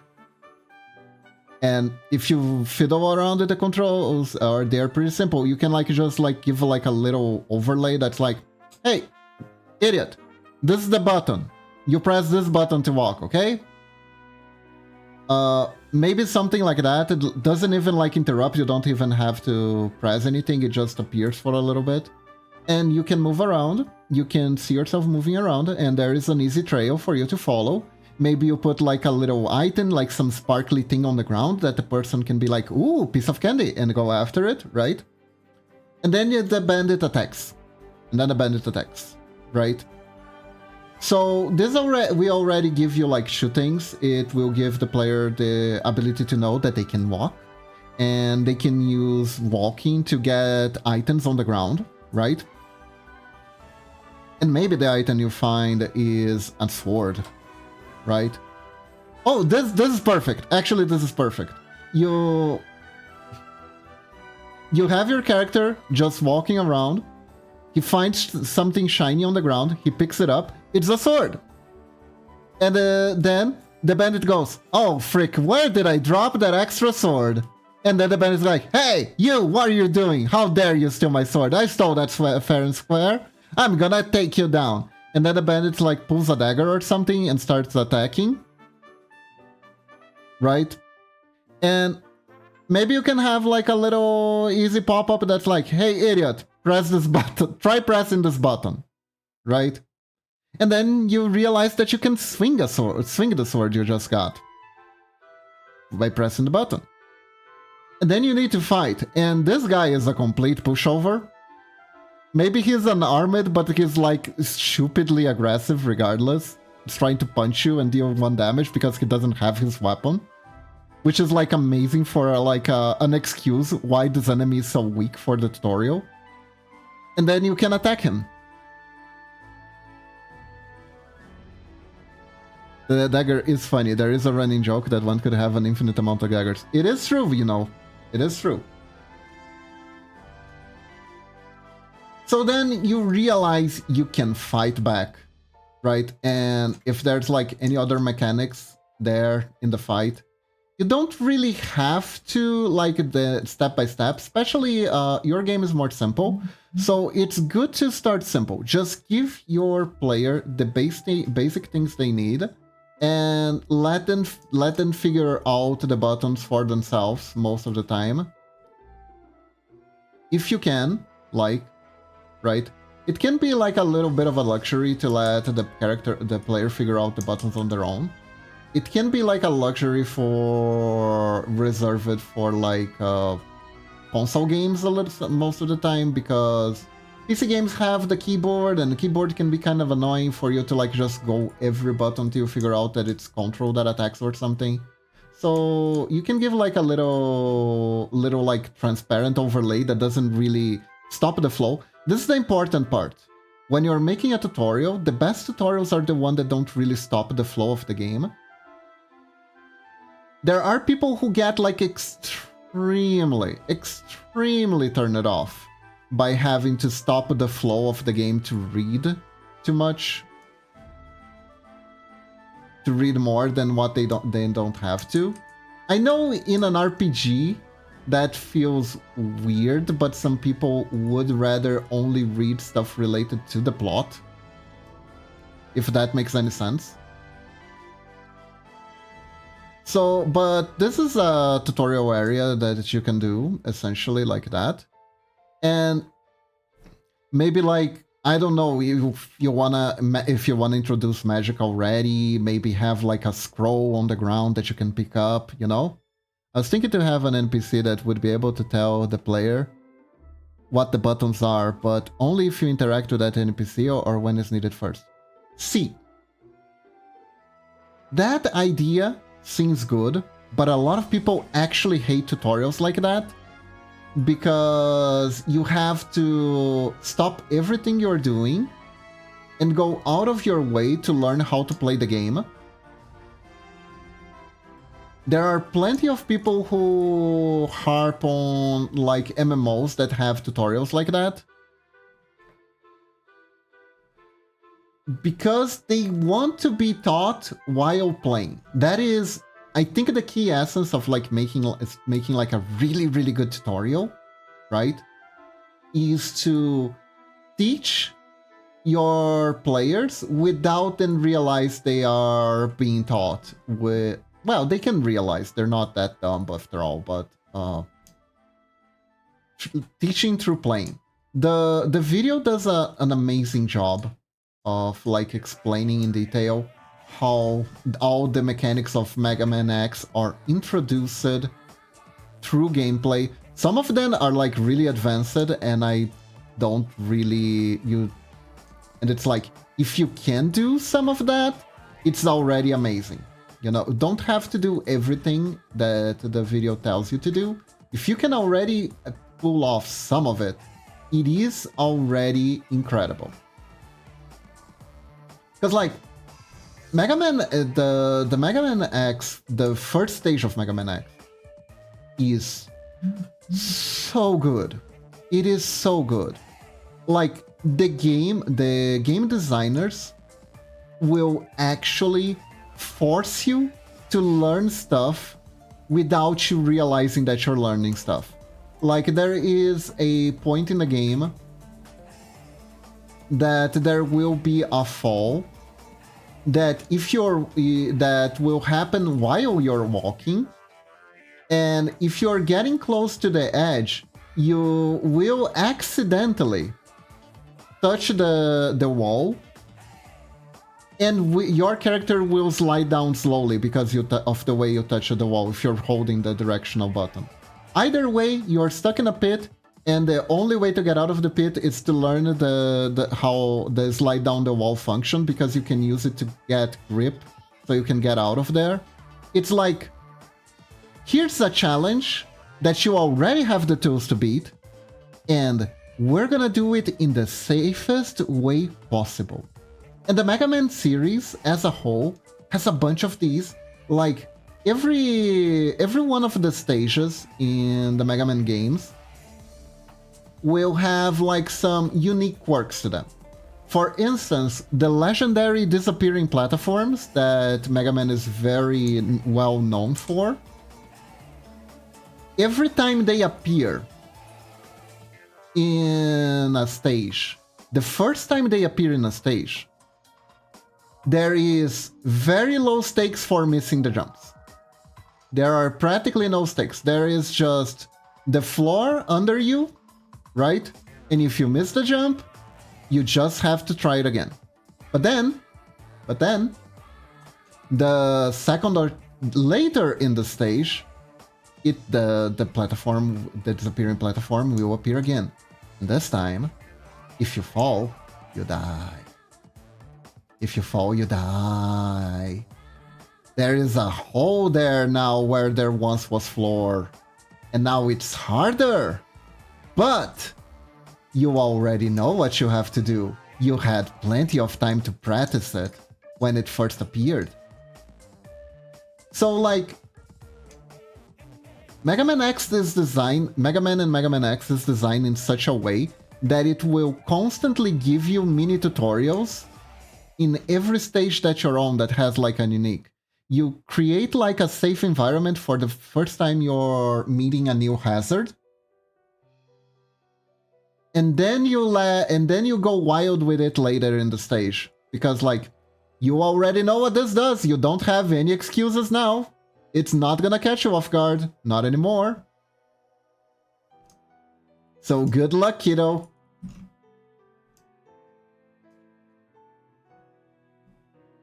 And it doesn't have to stop the flow of the game for any reason, right? It don't need to stop to read.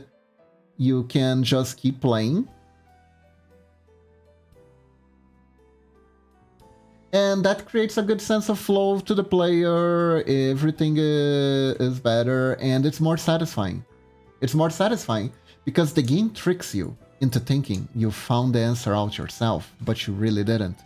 They handhold you all the way to the answer and you didn't even notice because the person holding the hand was a friendly ghost of the dev. Boo. It's really cool. It's really cool.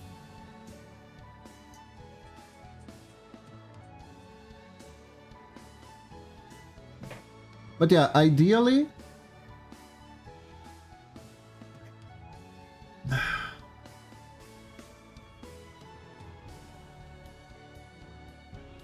the best way to make a gameplay tutorial is start by giving your player character a limited amount of things they can do.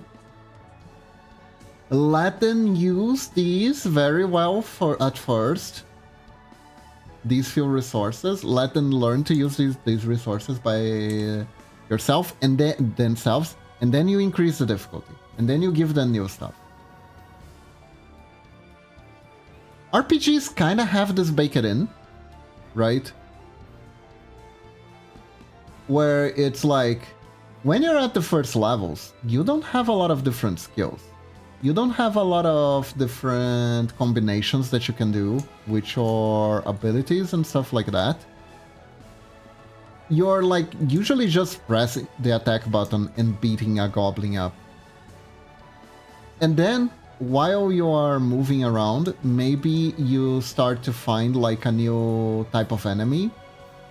And then you realize that the new type of enemy might be vulnerable to that one magic skill that you learned leveling up. I don't know if you ever noticed this, right? Like, if you're in an RPG that has a magic system that is well designed, the first spell you learn usually will be of an element that the enemy is weak against. So, the first thing you do is you meet an enemy that is weak against the magic that you just learned. And this is very intentional because it's like, you just learned a new magic. Are you not gonna press the shiny new magic button? You wanna press the shiny new magic button, don't you?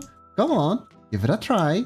Look at that monster. Look at that ice monster. And you just learn a fire spell? I wonder if fire will melt ice, or even better, maybe it's a giant freaking tree. You just learned the fire spell, and there's a giant freaking tree over there that is evil, but looks easily burnable. Wouldn't it be crazy if you cast that fire magic you just learned on that tree over there? Wouldn't it be absolutely bonkers? And then you do, and predictably, it will deal extra damage. And now you know for sure that this is a game where elemental weaknesses exist. And that maybe you can look at your enemy and try to infer from some external hint what their weaknesses is.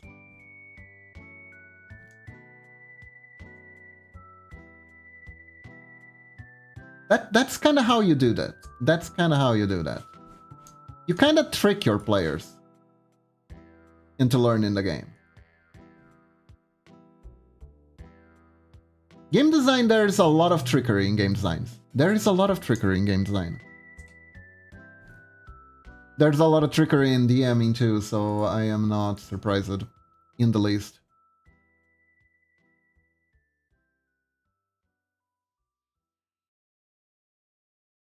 Unsurprisingly enough, DMing and making games is very, very similar. At least there's like a huge Venn diagram of it, right?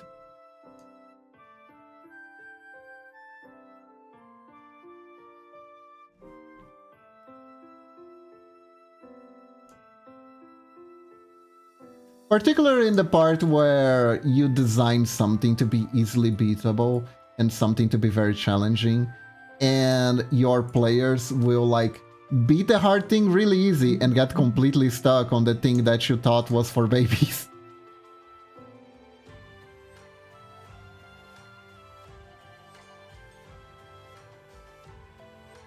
I have that built in. It's possible to right click on an enemy to see what they are weak to once you have a certain level in Identify Monster. Nice, nice, nice. Some games have, I think there are a few games that will do that through Monsterpedia, right? Where after you face a certain amount of monsters, you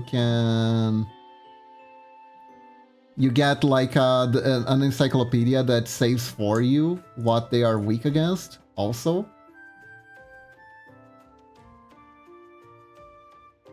But that is cool, that is cool. Levels in Identify Monster, huh? Interesting.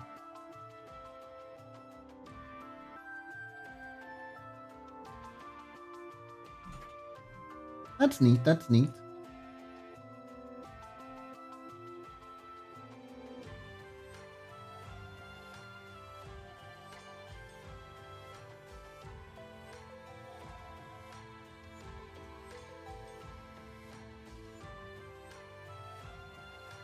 Huh.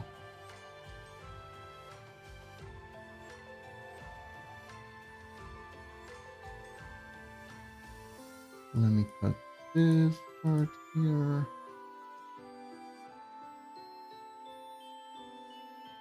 There we go.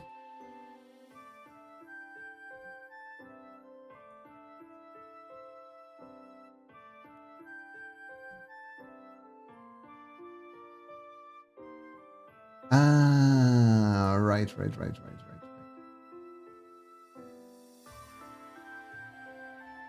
Yeah, that looks a little bit weird, right?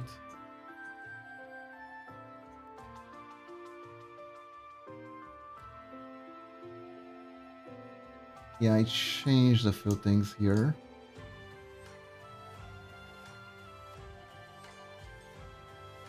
Gotta make sure things keep their continuity. There we go. In that game that I was making, I had a tutorial area where my character gets attacked by kappas, and they have like pretty much infinite defense, and the whole point is trying to get the player to do literally anything else that isn't related to attacking them.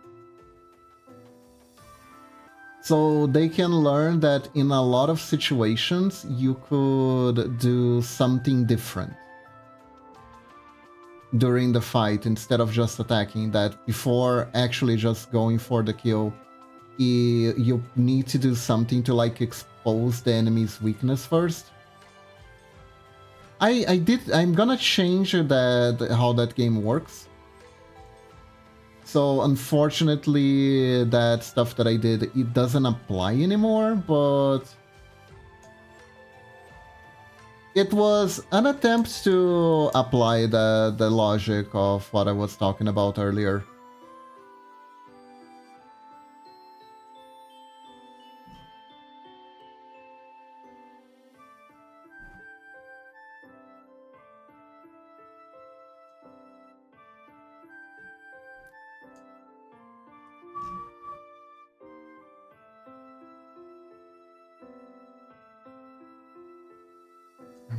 go.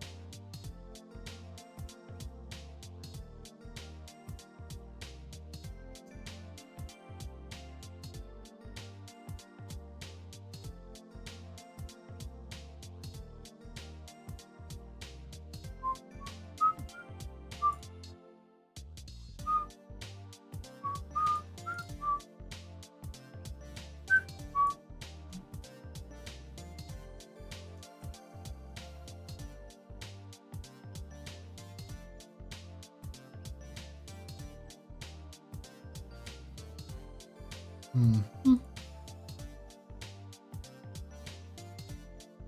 There we go.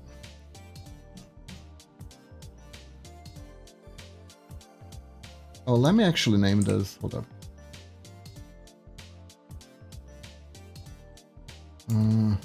Broadback.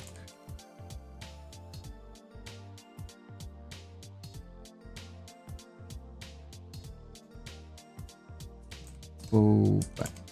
Okay.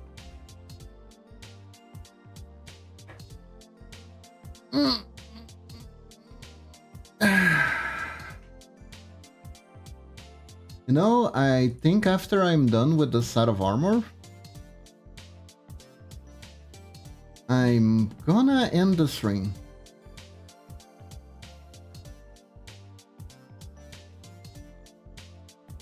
But I do want to finish the set of armor first. See here.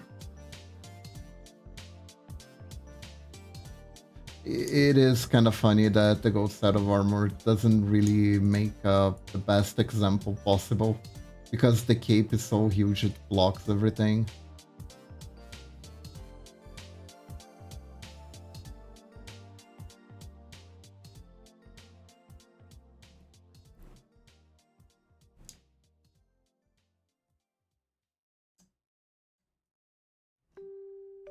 Na na na na na na na na na.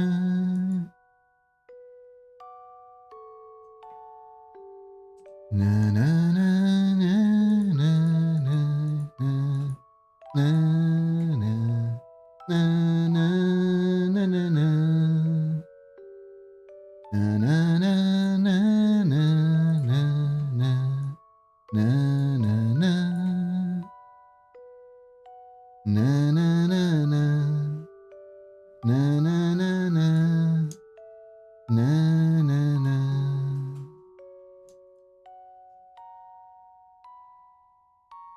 Na na na na na na na na na na na na na.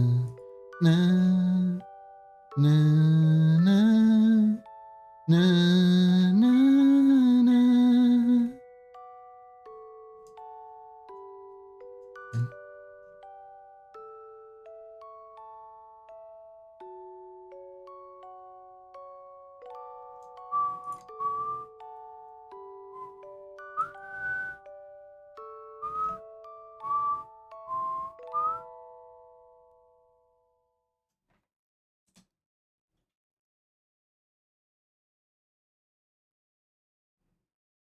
Like, Chrono Trigger music's just too good. It's just too good.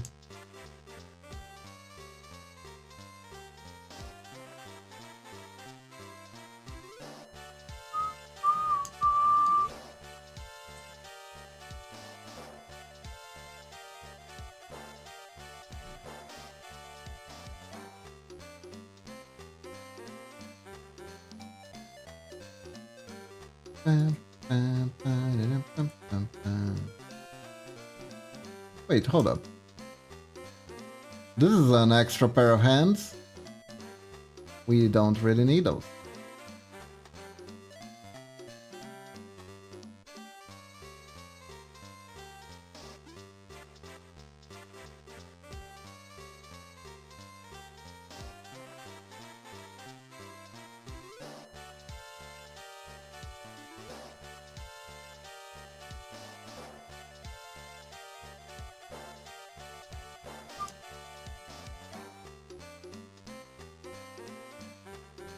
man. There we go.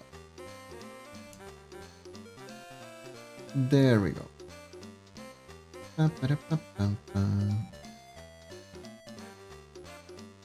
Yeah.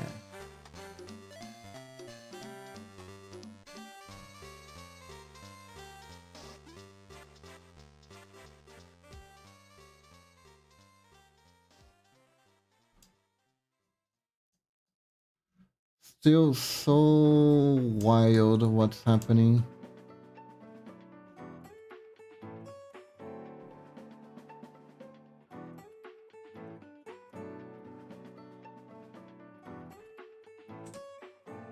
There we go.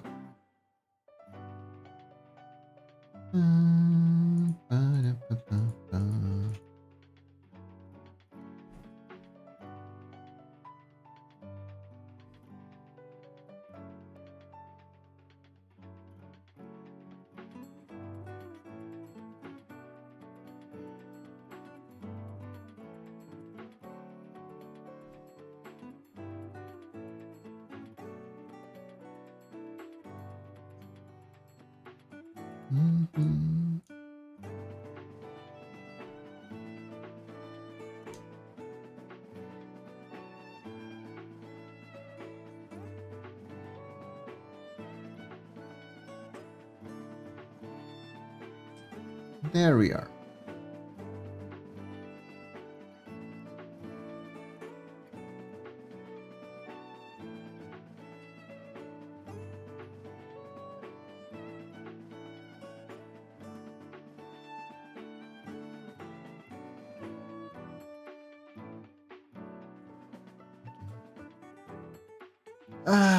Unfortunately,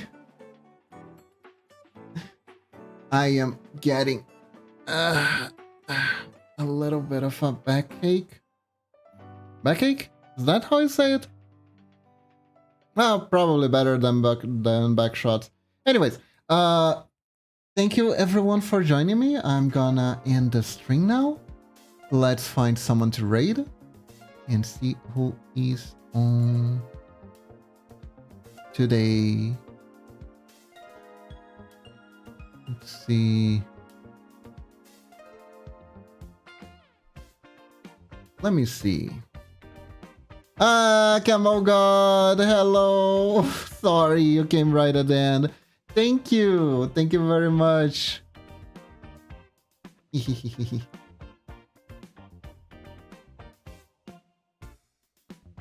Let's see.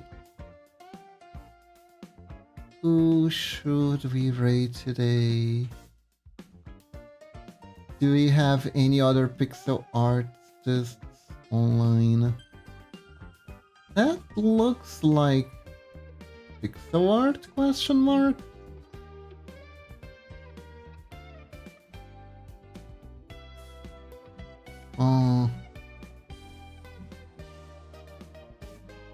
Is this pixel art? Let's see.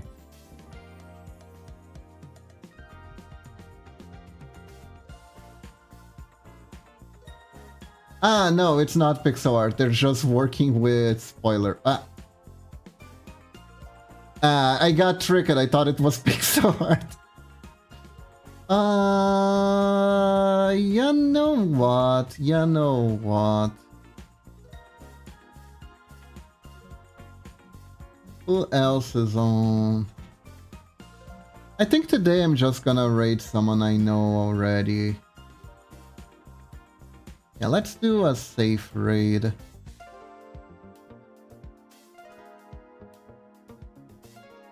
Oh, I know. Let's raid someone who's playing a pixel game. That makes sense, kinda.